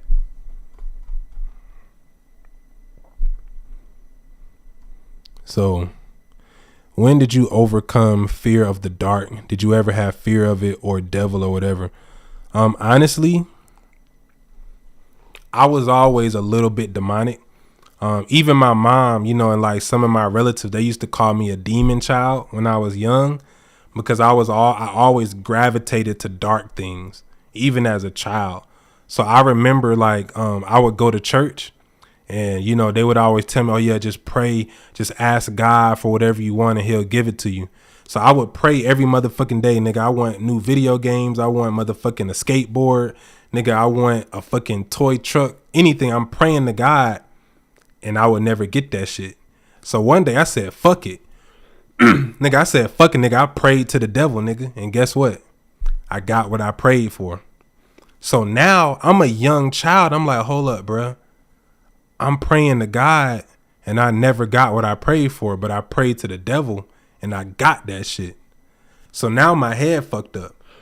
Because I'm like, man, y'all motherfuckers lied to me, bro. You told me that God was the good one and the devil was the evil one, but the devil just fucked with me, you know? And at the end of the day, God and the devil is really your conscious and your subconscious. It's like in the cartoons when they got the angel on the shoulder and the devil on the other shoulder, right? That's your conscious and your subconscious mind, because your subconscious is the unfiltered, raw, primal essence of you. So your subconscious don't give a fuck. Like your subconscious, that's the part of your mind when you talking to somebody that you don't really want to talk to and they won't stop talking your ear off. And your mind, you like, man, god damn, nigga, shut the fuck up. But, you know, being cordial and being, you know, socially, politically correct, you may just be like, yeah, that's crazy. Hell yeah. Just trying to kind of get them to naturally understand you not interested. But your subconscious like, god damn, nigga, shut the fuck up. That's your subconscious. You know what I'm saying? Your subconscious is when you see an attractive woman, you like, man, I'll fuck the shit out of her. That's your subconscious. It's that raw, unedited, unfiltered, you know, just that primal part of you. And we're trained to subdue that part of us, right? And that subconscious is really the key to psychic power and spiritual power. So it gets real. You know, your subconscious is very powerful. Which deities are you working with now? I can't tell you that, bro. That's a little bit too much information. You got to book a consultation to get that sauce. Because honestly, I don't even work with a lot of entities that like you can read about. I'm at the point now where I create my own entities. And I'll never reveal that publicly because these are entities that's directly related to me and my own energy. So the highest level of magic and rituals is what you create yourself. You know, a lot of people ask me like, yo, what book should I read? I never really read books on how to do rituals. You know, I kind of just got basic information and then I just started experimenting, you know. So I just tell people to start off with candles. Get you a candle. You know, green is good for money and health. White candles are good for purifying your energy. Pink candles are good for love.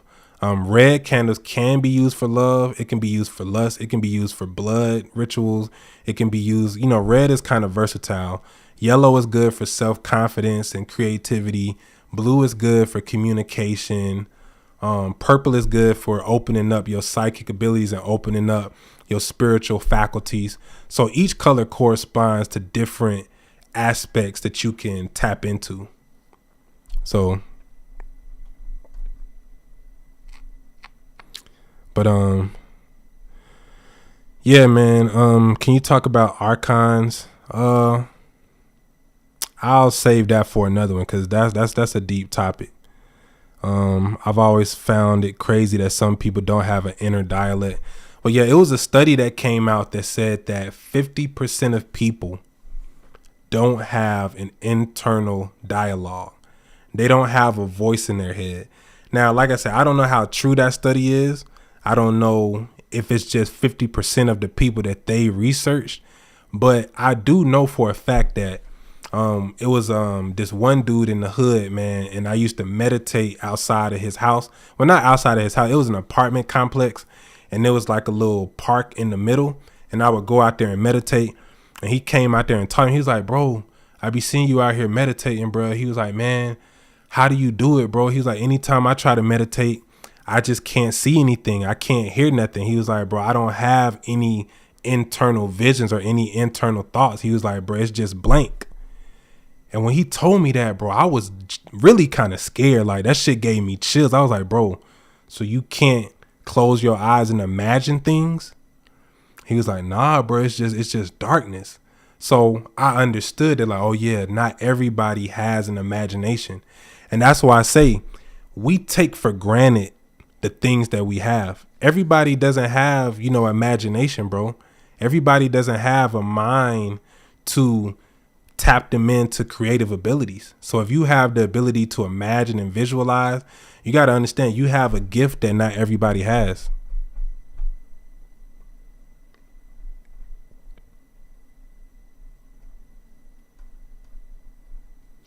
But how do you book a session? There should be a link in my bio. So you can click the link in my bio. If you on YouTube, go to the description and there should be a link for one-on-one consultations. So you can check me out on there. If you watch me on Instagram, just click the link in my bio and there's a link to book consultations. And you can also check out my website, www.merkaba13.com. I got products, I got ebooks, I got clothes, I got all type of different things. So yeah, if you want to support or if you want to, book a session, definitely tap in on there. But I do have a Patreon, but I haven't put anything on there yet. So I'm gonna probably do that later tonight, and then I'll put that in my bio as well because I definitely need a Patreon for just more exclusive content. But yeah, man. So yeah, that's gonna be it for this one, guys. I appreciate y'all for rocking with me. It's been fun. I always love, chopping it up and building with y'all. I'm gonna try to do a lot more live streams. I really was planning to, do live streams every day, but my hard drive got wiped on my laptop and my laptop got fucked up. So I just had to spend like $2,500 on a brand new PC. I had to build a whole new PC. So I finally got my setup together. I finally got everything that I need. So I'm going to be doing a lot more live streams, and I'm going to do more live streams from my phone so I can actually go live with y'all and y'all can ask me questions. I can't add anybody to my lives when I go from the PC. So in the future, I'm going to do a lot more live streams, but definitely, man, I appreciate everybody for watching. I love y'all, man. Stay true to yourself. Never allow yourself to feel like you powerless. You have the power to do anything. You have infinite potential, and anything you put your mind to, you can accomplish it, man. So I love y'all. Peace. And, y'all having an amazing night.